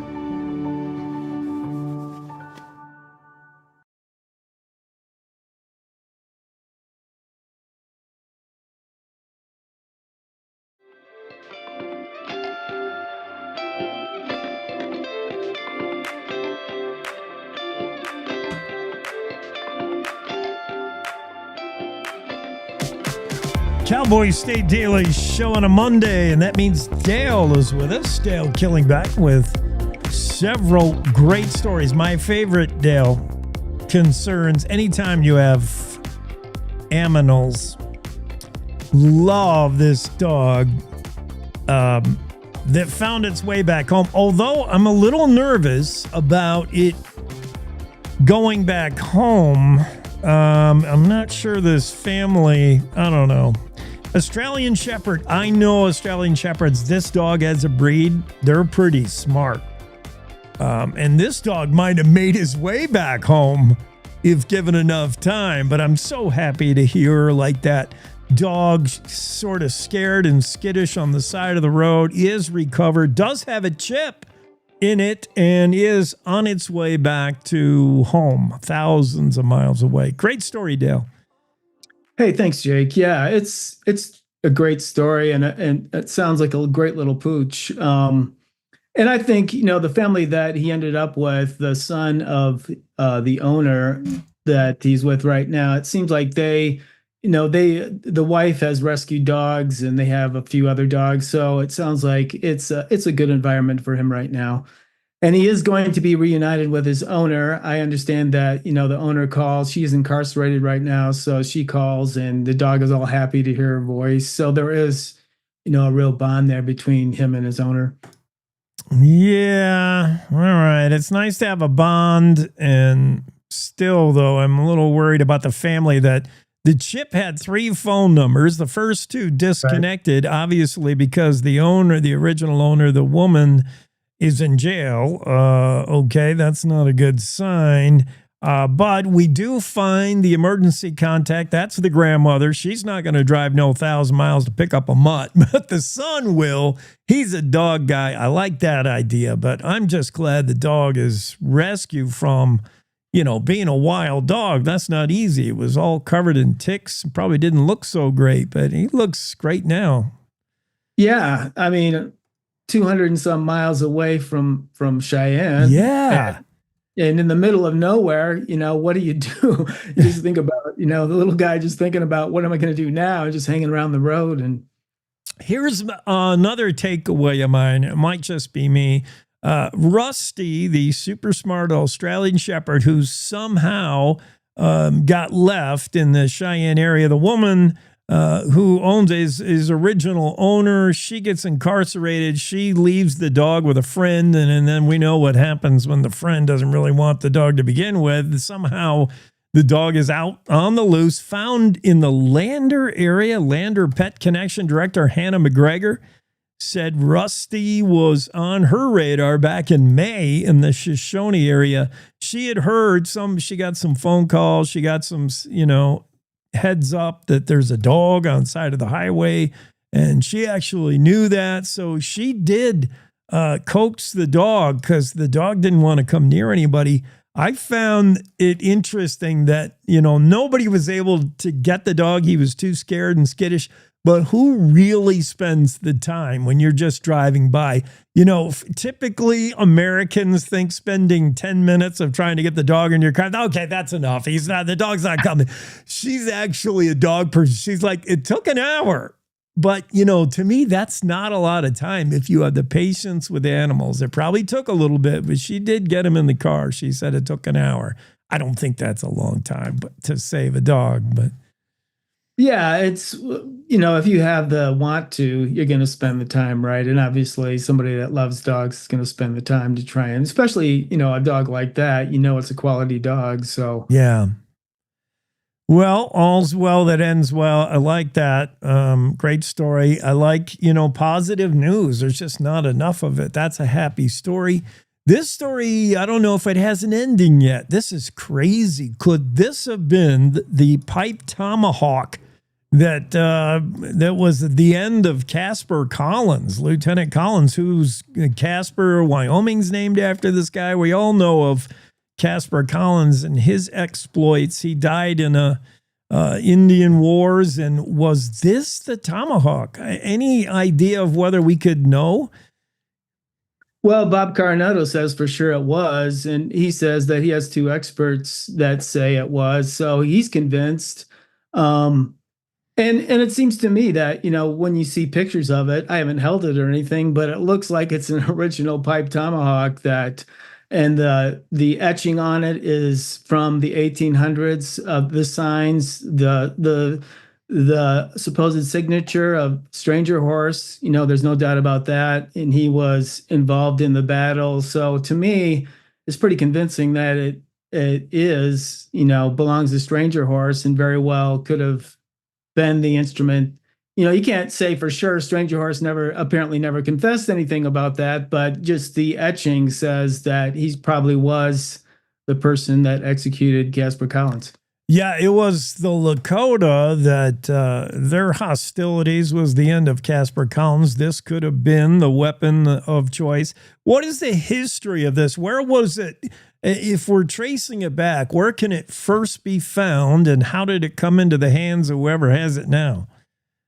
I have not read the full provenance. All I did was talk to people, so I don't know but apparently there's like an inch thick provenance that this expert from California wrote, that takes it all the way back to Stranger Horse.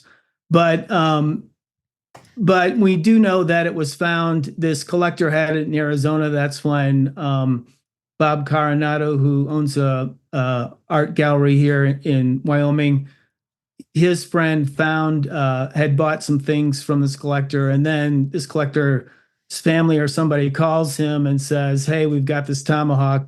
Him and Bob go over and look at it, and they see this thing is a real deal. Both of them, have been involved in Indian artifacts for a long time, so they recognize something that has some value. So, and then they Bob contacts his friend that's the expert, and he says, yeah, this thing is the real deal. So we don't know, we don't know where has it traveled. I don't know if the expert tracked all that down. So yeah, that's a question. And I think that was in the mind of the University of Wyoming when they were offered it, can we prove for certain 100% that this was the real deal? Yeah. In your story, we're talking to Dale Killingback. In this story that you really should read, as fascinating piece of history, the strange saga of a historic tomahawk linked to the death of Casper Collins. There was an opportunity. This thing deserves to be in a museum. It deserves to be somewhere the public can see it. And it was offered at one time to University of Wyoming. Did they have worries that about authenticity, but also worries that they couldn't really pay for it if it was for sale? At the time, UW was, and anytime UW's got budget cuts, they're like, how are we going to spend six figures for this thing? We don't even know if it's real. Well, Bob told me that he did not offer it for sale. There was a donor that was willing to purchase it, and then he wanted it to be displayed for the public to see it. But apparently the concern at the University of Wyoming is this the authentic, the proof that this is the authentic tomahawk? And they did say something about, there was, from my understanding, from my reporting, the university is saying that they thought it was offered for sale. That's the memory of the guy. But Bob said he didn't offer it for sale. I don't know, that's what the two sides are saying. But Bob said he did not offer it for sale, but it was to be donated to the university, and they turned it down. Your other story about a voice that's just synonymous with Wyoming Public Radio. Bob Beck has been on the air for more than 3 decades here in Wyoming, and then rode off into the sunset. We thought we'd never hear him again. Maybe in Wyoming we won't, but Bob has kind of traded in retirement a little bit, and he's felt the bug to get back on radio in my old neck of the woods, back in Western New York. He's in the Syracuse area. Tell me about the exploits of Bob Beck. Catch us up with him. I think he was on Baggett's show on Saturday. Yeah, he was on John Baggett's show a couple of weeks ago, and so I talked to him just to follow up on what's going on, and he told me that he wasn't really looking when he got out there. He wasn't really looking to do anything. And this NPR editor that was a friend of his from the East Coast alerted the Syracuse people that, hey, you got this guy in your community that you should reach out to, because apparently Syracuse University is a great broadcast program and they have all kinds of interns. And so the news director there was really looking for somebody to come in and help her kind of corral the interns and teach them and mentor them. And so that's kind of what Bob is doing right now. And then he's been roped into going back on the air around All Things Considered and the morning show. So he's doing that for, like he said, 16 hours a week. So his voice is being heard in Western New York right now. Yeah, that's good. WAER, Syracuse, college radio, public radio. Yeah, Bob's too good at what he does to be fully retired. He's only 64, and I love that he's able to pass it forward, and teach the next generation. It's fun when you're of your age, my age, Bob's age, in that range, and you see people that are coming up doing what you do now, get paid to do it. And they're so short of like being where we are. Like, there's so many things they don't know, and you're like, oh, let me help you, because Yeah, you're a blank canvas. I got to help you get there where I am, Yeah, well, I think mentoring is a great thing, right? There's people that love to be mentors, and apparently Bob is one of those guys. And so it's really cool that he's willing to pass on all of his experiences and wisdom and knowledge, to this new generation of broadcasters. 2 questions for you, Dale, that I'm sure you're not ready for, so think on your feet. Be nimble. Jay, don't do it to me. Is it pop, soda, Coke, tonic? What is it? It is. When I was growing up, it was always pop because I grew up in northern Michigan. And the first time I heard soda was probably when I was a teenager. And I'm going, what kind of person is saying soda? That was very strange to me. To call everything Coke, I don't get that. Coke is Coke. So Yeah. It's weird. I've been down south when they said, let's meet for Cokes. And you're like, or it's always a Coke. They order Coke and then there's always the follow-up question, what kind of Coke? And I'm thinking there's only, what do you mean, diet? They're like, no, I'll have an orange Coke. Come on. I really enjoyed your story, Jake. That was a great story. Thanks, man. And I enjoy the fact you grew up in Kid Rock's song. In northern Michigan, that Kid Rock song. I didn't know that. Okay, the other question is, how do we keep these hot rodders from making all the noise in Cheyenne with their loud motorcycles? I don't know. I mean, that's an issue in a lot of places besides Cheyenne. It is. I guess it's taking down all the horsepower of all the engines or something. We got to do something, man. These kids today with their loud machines. You busy working on? What do you got set up this week? Oh, I've got a big list this week, Jake. So it's all a list right now. So I got to dig into it. Yeah, we got to turn it from lists to stories. That's the fun part of being a writer, the drudgery of writing. Sure. All right, man. Have a great Monday. Thanks for coming on. Hey, thanks, Jake. Have a great week. Cowboy State Daily, Dale Killingbeck. He's got some stories you just got to read. Was that the tomahawk that did end Casper Collins? Could be a unique piece of 160-year-old history. How about the lost dog covered in ticks that somehow made a miraculous 150 miles or so and now has made a 1,000-mile trip back home where it came from? Incredible. Back to Oklahoma. Read that story. Cowboy State Daily Show continues. We got a Western Ag Network's Rodeo Roadshow with Will Rasmussen. We'll do it right after this break. More coming on the Cowboy State Daily Radio Network. To the Teton Range, Cheyenne to Sheridan, Rawlins to Ralston. Cowboy State Daily Morning Show covers the state like no other radio show or podcast. We love Lovell. We're eager to share the stories of Story, Will Crow About Crowheart, and Yodel Over Yoder. Whether you make your home in Sweetwater, Chugwater, Powder River, or Green River, the Cowboy State Daily Morning Show will make you feel right at home. Jeffrey City, Atlantic City, we see you. Little America, Big Piney, you're on our radar. Howdy, Wapiti, Meeteetse, Shoshone, Ten Sleep, good morning, welcome, Torrington, Riverton, Wheatland, Lusk, Lingle, Lander, Kemmer, Casey, Kerwin, Moorcroft, Mountain View, Moose, Fort Bridger, Fort Laramie, Fort Washington, Hannah, Hudson, Hewlett, Dayton, Daniel, and DuBois. We are east of Weston, west of Midwest, north of Newcastle, and south of Sundance. Border to border, we love Wyoming and every one of its communities, bar none. This is the Cowboy State Daily Radio Network. Nestled between Casper Mountain and the North Platte River, you'll find the heart of Wyoming. With a bustling downtown centered around our outdoor haven, Casper is for adventurers, freedom seekers, and rule breakers who find beauty off the beaten path. So if touchable history, a vibrant community, and uninterrupted outdoor recreation define your travel itinerary, allow us to welcome you to the one and only Casper, Wyoming. Plan your trip at visitcasper.com. All right, look at you taking the stairs. Who are you? We're your lungs. We are proud of you for quitting smoking.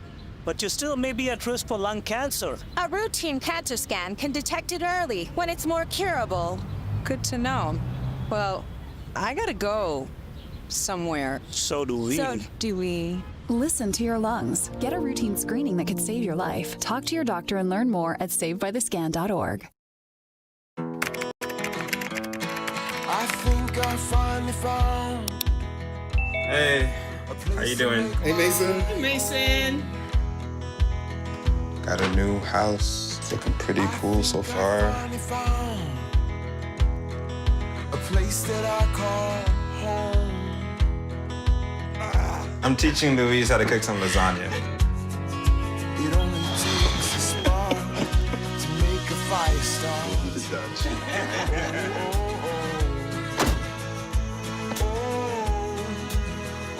Thank you. Study, please.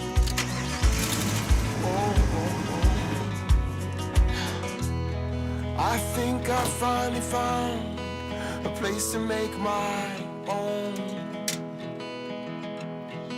A place that I call home. This place that I call home.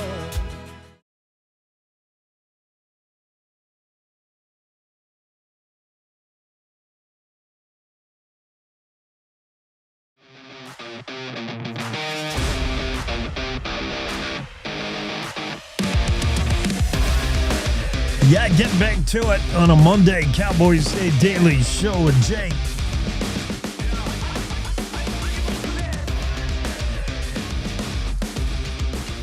I don't know if there's a category for this on your IRS tax return. You're doing your 1040 or whatever it is.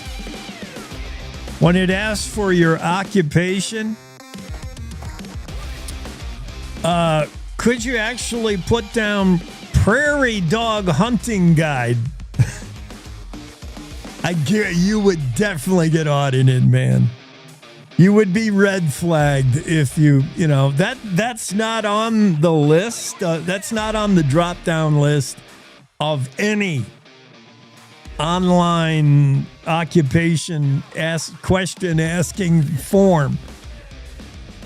Let me see. We got production assistant, we got accountant, we got fireman, and we got prairie dog hunting guide. Oh, yeah, that's me.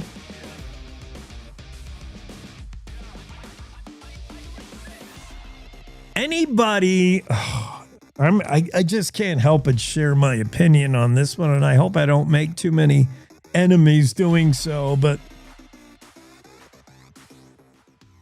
I mean, there's redneck, and then there's trailer park redneck, and then there's prairie dog hunting guide redneck. You're on another level. You're operating on another level of redneckness. Your idea of going formal is putting sleeves on the flannel shirt. Normally, you would wear your flannel with the sleeves ripped off so you can display your ink to everybody. Your idea of a formal gathering, in other words, this is a black tie event, Bob. Wear your best. Okay, I'll wear a shirt with sleeves. That's like prairie dog hunting guide level. Anybody that makes more of shooting prairie dogs than it is. Now, I'm not saying it's not okay to shoot prairie dogs. That's fine. If that's your jam, you got a 22 long gun and you want to pop a few prairie dogs. Smoke a few chiselers. I mean, I can only get so excited about it. But I get it. I get why that might be fun an afternoon or two. But to actually take it farther than that and to drive thousands of miles to hire a professional guide or to be that professional guide, you might be, as Jeff Foxworthy says, you might be a redneck. If you're a guy from northern Michigan, like Dale Killingbeck is, and your one trip that you've been saving up for all year. Some people might, save up money to go to Disneyland or Disney World, or save up for that around the world cruise. You're saving up for that 1 week in Wyoming where you're going prairie dog shooting, prairie dog hunting. There's really people that do that.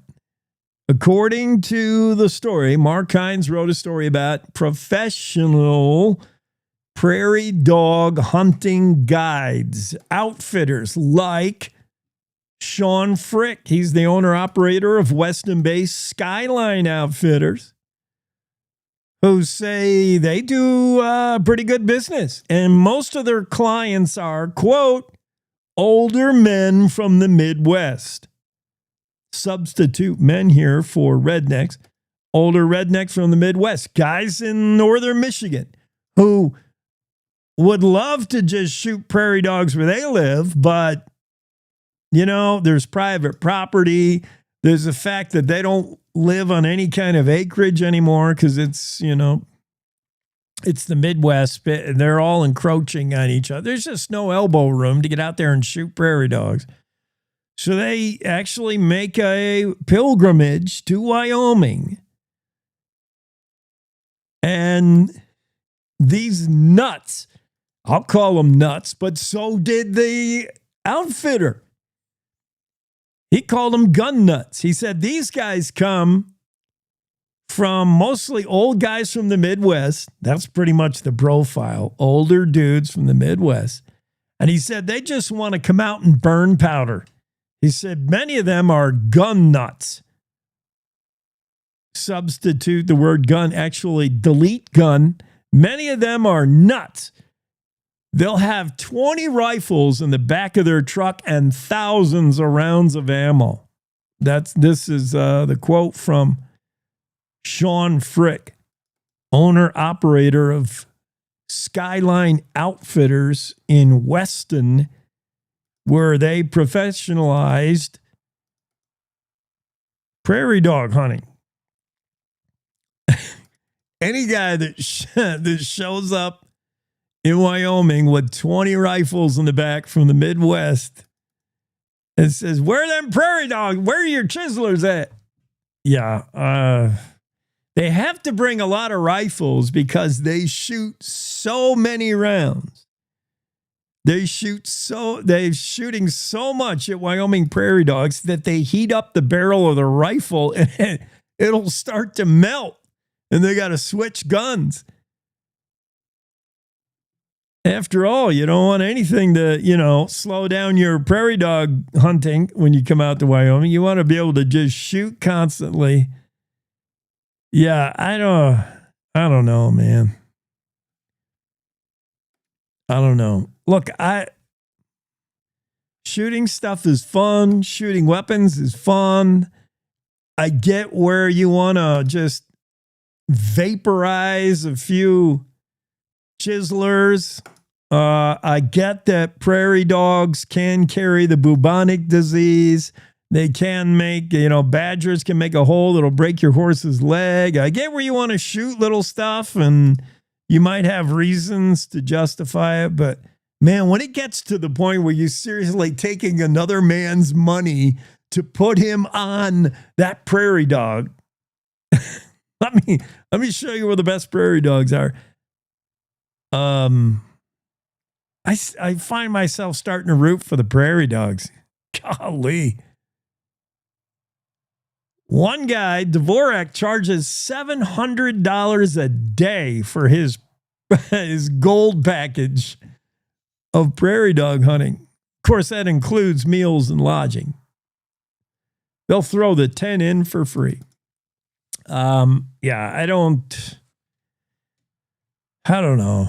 Prairie dog hunting, it is a thing, and there are actual outfitters that do it. Mark Hines has the story of the Cowboy State Daily. It's about as hard to believe as the fact that we got rabbits running around with horns growing out of their head. This is exactly the mythical jackalope. If you ask me, Jackson Walker has the story in the Cowboy State Day. I talked about this last week on Thursday. I remember asking Abby during the Ask Abby segment, Abby, have you seen any rabbits, Frankenstein rabbits with stuff growing out of their face? And Abby's like, what are you talking about? Abby had not heard about it. So I was obviously ahead of the curve. And I knew about these rabbits in Colorado that are growing tentacle-like things out of their face. It is truly distressing to even look at one of these rabbits. These poor, rabbits are supposed to be rabbits, right? Fuzzy little girls love rabbits. And here they are, like growing. They look so gross, so disgusting. And to me, this is how the legend, the mythical jackalope was born. I know it's supposed to be the work of that guy from Douglas.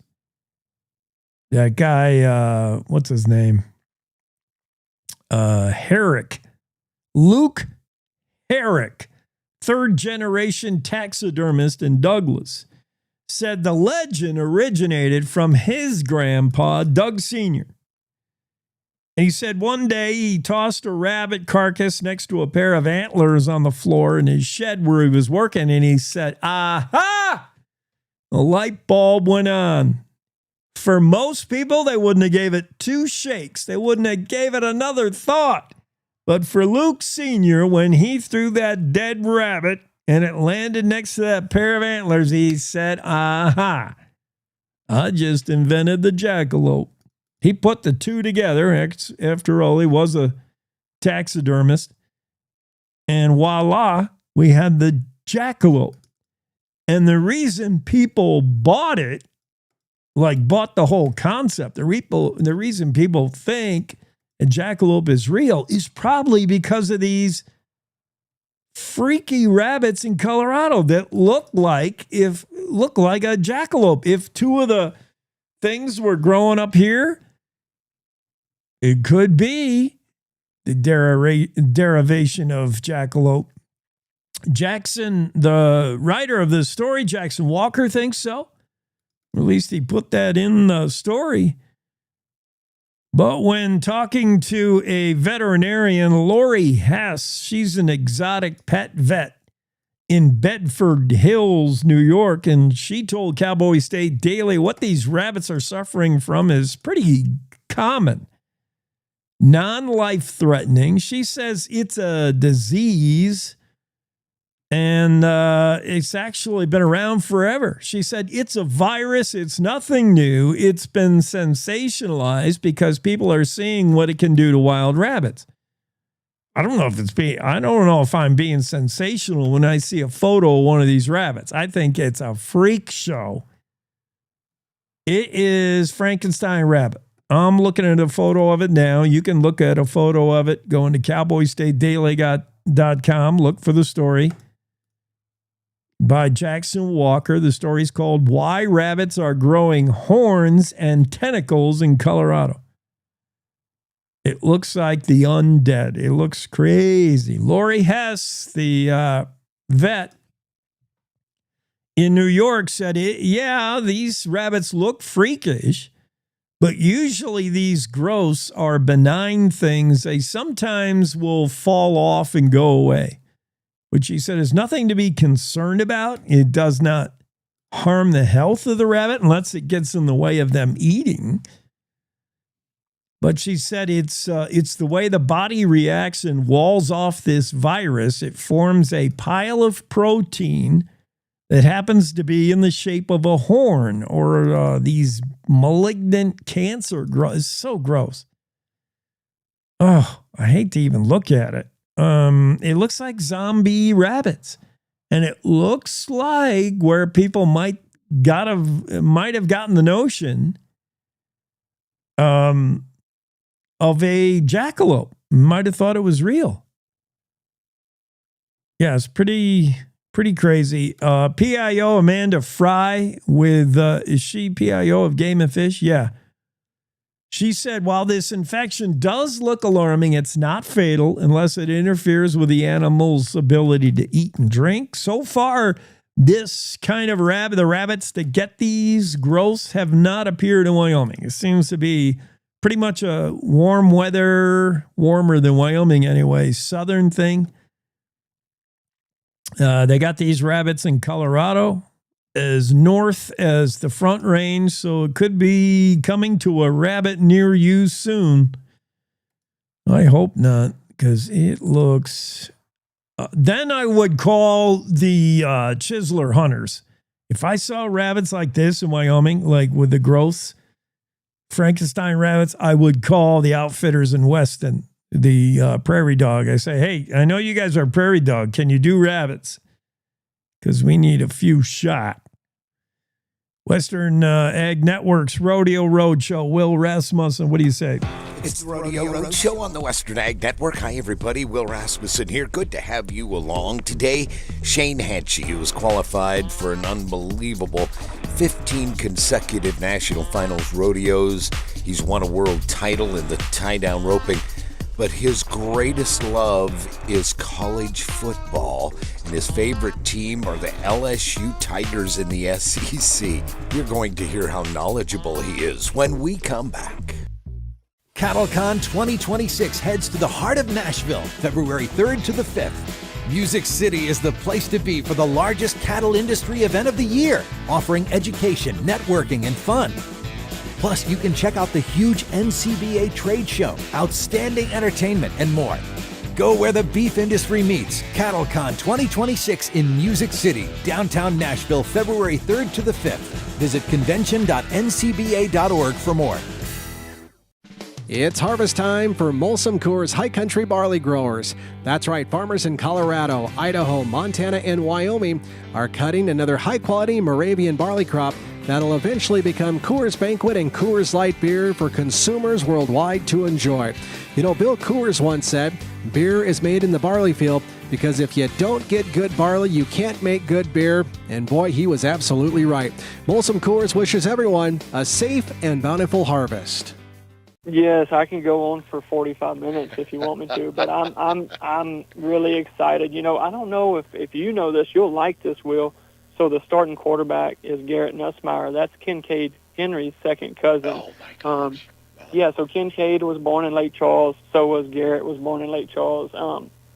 So Garrett's mom and Kincaid's dad are first cousins. But so you got a little connection there, and I've met, you know, Garrett, and when he decided he was coming back for this year, and then we were able to scoop a lot of guys out of the transfer portal, and we spent a lot of money, and we've got a kid from Kentucky named Barrion Brown that I think is going to set the world on fire as a wide receiver, and we've got a lot of ability coming back, and you know, we've got a tough schedule. We play Clemson right off the bat at Clemson, and we haven't been able to get that bear off our back as far as winning the first game since Brian Kelly has been around, but it's not going to be easy going to Clemson August 30th. I don't know where you'll be. You'll probably be at one of those Montana rodeos announcing, but me and Riley, we're trying to carve out the night of the 30th away from roping and be all eyes on this game. But Shane Hatchie is quite a sports buff, I'm telling you, and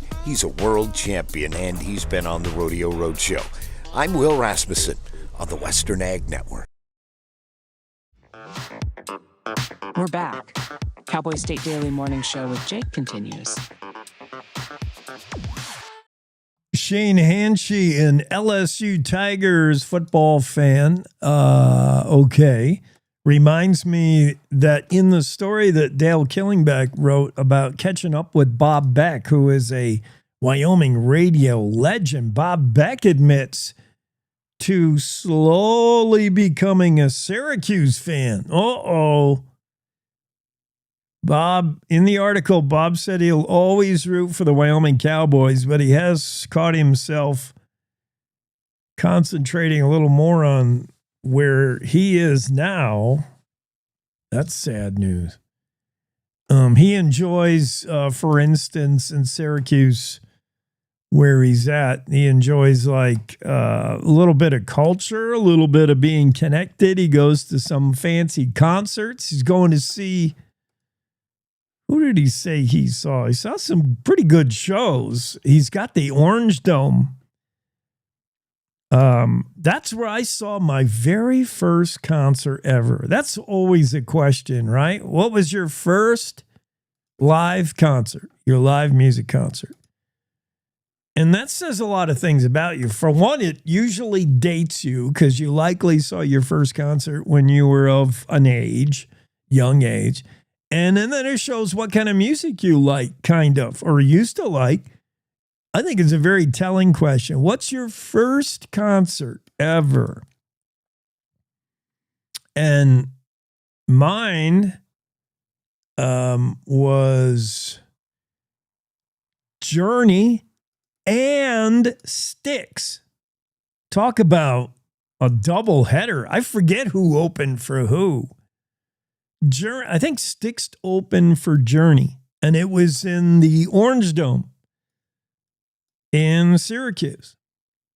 Great show from what I remember. It was so long ago. Oh my goodness, I can barely remember it. I remember on the way there, I hope my mom's not listening. Mom, are you listening? I hope not. On the way there, friends and I, we were all tailgating, and we had more than one car. More than one car could carry us. And I remember on the way there, one of the cars full of kids going to the show, we were out of beer. Like we drank them all. And the other car still had beer. And we didn't want to stop because we were late for the show. So we pulled up side by side in our respective lanes and threw beers from one car into the open window of the other car so the guys without beer would have beer. Oh, dang. How did we ever survive? Even that night? I don't know. But I remember that. And then I sort of remember Journey and Styx. What a show, Orange Dome. So Bob Beck remembers seeing, he grew up in Chicago, so he remembers being able to go to concerts. Not that you can't when he lived in Laramie in Cheyenne area, but you don't see the stuff you see now. For instance, Bob Beck, since he's been retired, since he left Wyoming Public Radio, not that long ago, back in May?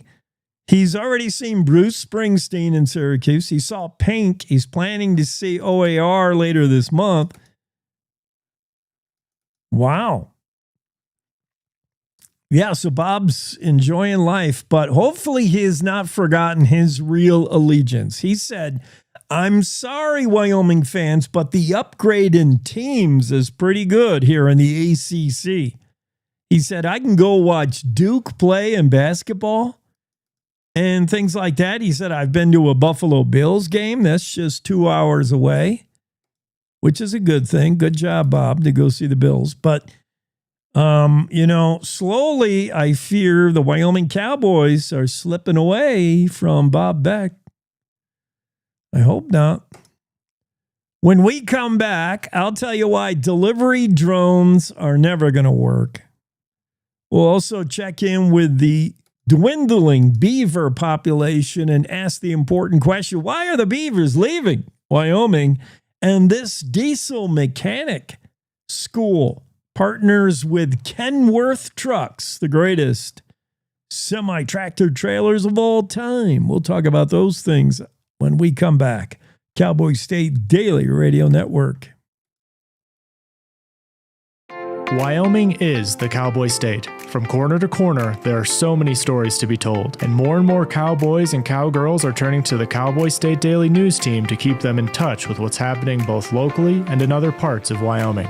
I'm Riley Strand, videographer and production assistant for Cowboy State Daily Video News. We're proud to bring the most important stories to our viewers every day. The stories that start conversations, the stories that make us laugh, the stories that make us think. Our experienced journalists at Cowboy State Daily are crisscrossing the state every day, talking to those who know the news best. Every day, host Wendy Core and I talk to the reporters who are covering the topics, issues, and people that are important to Wyomingites. And in our daily newscast, we bring you those stories. stories. Tune into the Cowboy State Daily video newscast every morning, only on cowboystatedaily.com. You're listening to the Cowboy State Daily Radio Network. Wyoming is a place of unlimited potential, a place that inspires us to dream. Since 2014, Wyoming Lotto has given back over $180 million to our great state through transfers, winnings, commissions, and more. Dollars that have gone directly into your cities, towns, and counties. Dollars that have changed lives and set dreams in motion. Thank you, Wyoming, for a legendary 10 years. We can't wait to dream up what's next.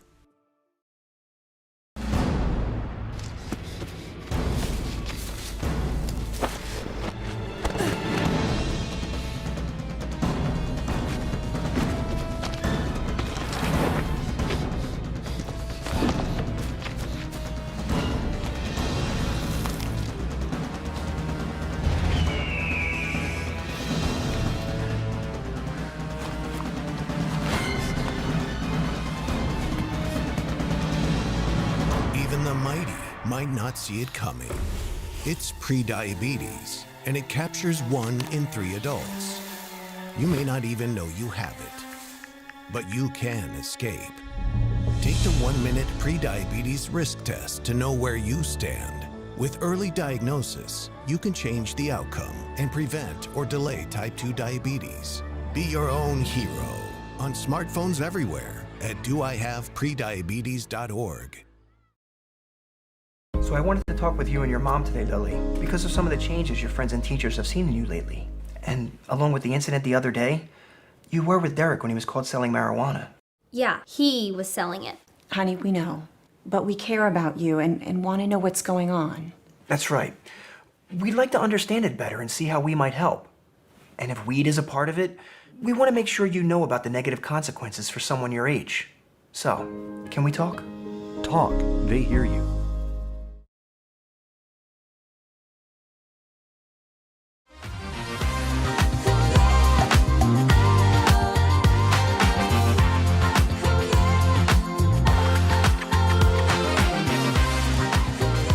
Cowboy State Daily Show with Jake, and I'm reading all these news out of Chicago, these Bears fans. Well, it's pretty hard to watch them all running around beating their chests, crowing about their win over the Bills yesterday. You guys played your full line. You played your whole team. You played your number 1 starters against our B team. The Bills didn't play any of their starters. The Bears beat the Bills yesterday in preseason 38-0. Now, granted, I hate to lose any time, but temper your expectations, Chicago fans. You were doing the same chest out crowing last year when you got Caleb to be your quarterback. Oh, this is going to be our year. We're Super Bowl contenders. We got Caleb Williams. He paints his fingernails pretty colors, and he's taking us to the Super Bowl. Caleb Williams was mid as a quarterback gets last year. And you guys didn't do nothing. And now you're back. You got a new coach. And you're second year of Caleb Williams. And you start Caleb Williams. Did we start Josh Allen? No.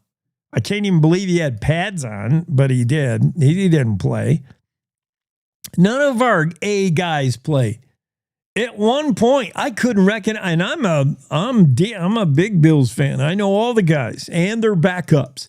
At one point, there were guys with names that I'm like, who are these dudes? I'm pretty sure the water boy played at one time, one part.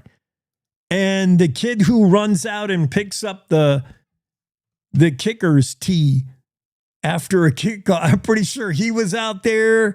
You know the dudes that hold those big sound circles for Fox and ESPN? I'm pretty sure one of those guys put on a uniform and played for the Bills. They ran out of numbers at one time. There were letters on the jerseys. Here's number 32H. Who the heck is that? Is he on your roster, Bob? I don't have anybody. There was a triple number 127 is now playing tight end for the Bills. Who's that on your roster? There were dudes you are never going to see in a helmet again playing against the Bears' best players. Of course, it's 38-0. Yeah, you go ahead and you celebrate in August. We'll celebrate in February. The Bears. Drone delivery is not going to happen. I know it's happening in some big city. I guess. I don't say I know. That's what I hear. I still think that might be urban myth. Supposedly Amazon is doing some deliveries with drones. Supposedly. You find me one person that has had their groceries delivered by drone, and I will have them on the air. I don't buy it. I'm going to Snopes it. Urban legend. You're getting deliveries by drone. It makes no sense.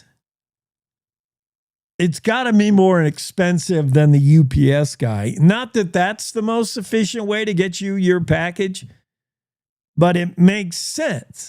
The guy's already out there delivering. He drive, take a little bit of extra gas, and UPS guy comes and brings you your gift, your order. It seems to be the most efficient way to get you your orders right now that we've invented to date, 2025. The idea that you're going to be able to order, I'll have let's see, I'll have 2 apples, half a gallon of milk, and a box of Fruit Loops. Click. And you're going to click that, and a drone's going to bring you that in 2 hours or less. You're living in the Jetsons fantasy land in some futuristic land. What is the cost of getting the drone? First, someone's got to buy the drone. Let's say it's Walmart, because that's where the story's coming from. Renee Jean takes us inside. And Walmart is apparently partnering with not one, but 2 drone-making companies to explore the idea that there will be drone delivery. Zipline is one of the companies working on it. And Renee actually talked to Zipline's head aeronautical engineer, Gustavo Fujiwara. Gustavo is an MIT grad, and he's worked with both NASA and the FAA on aerodynamic research. So he knows a thing or two about drones, about flying. I'm not doubting Fujiwara's ability. He's an MIT grad, for goodness sakes. He's smarter than I'll ever be. But I'm questioning the feasibility of drone delivery. He's working on a program with Walmart as Walmart explores getting your order to you via drone. And I say never going to happen. No way, no how.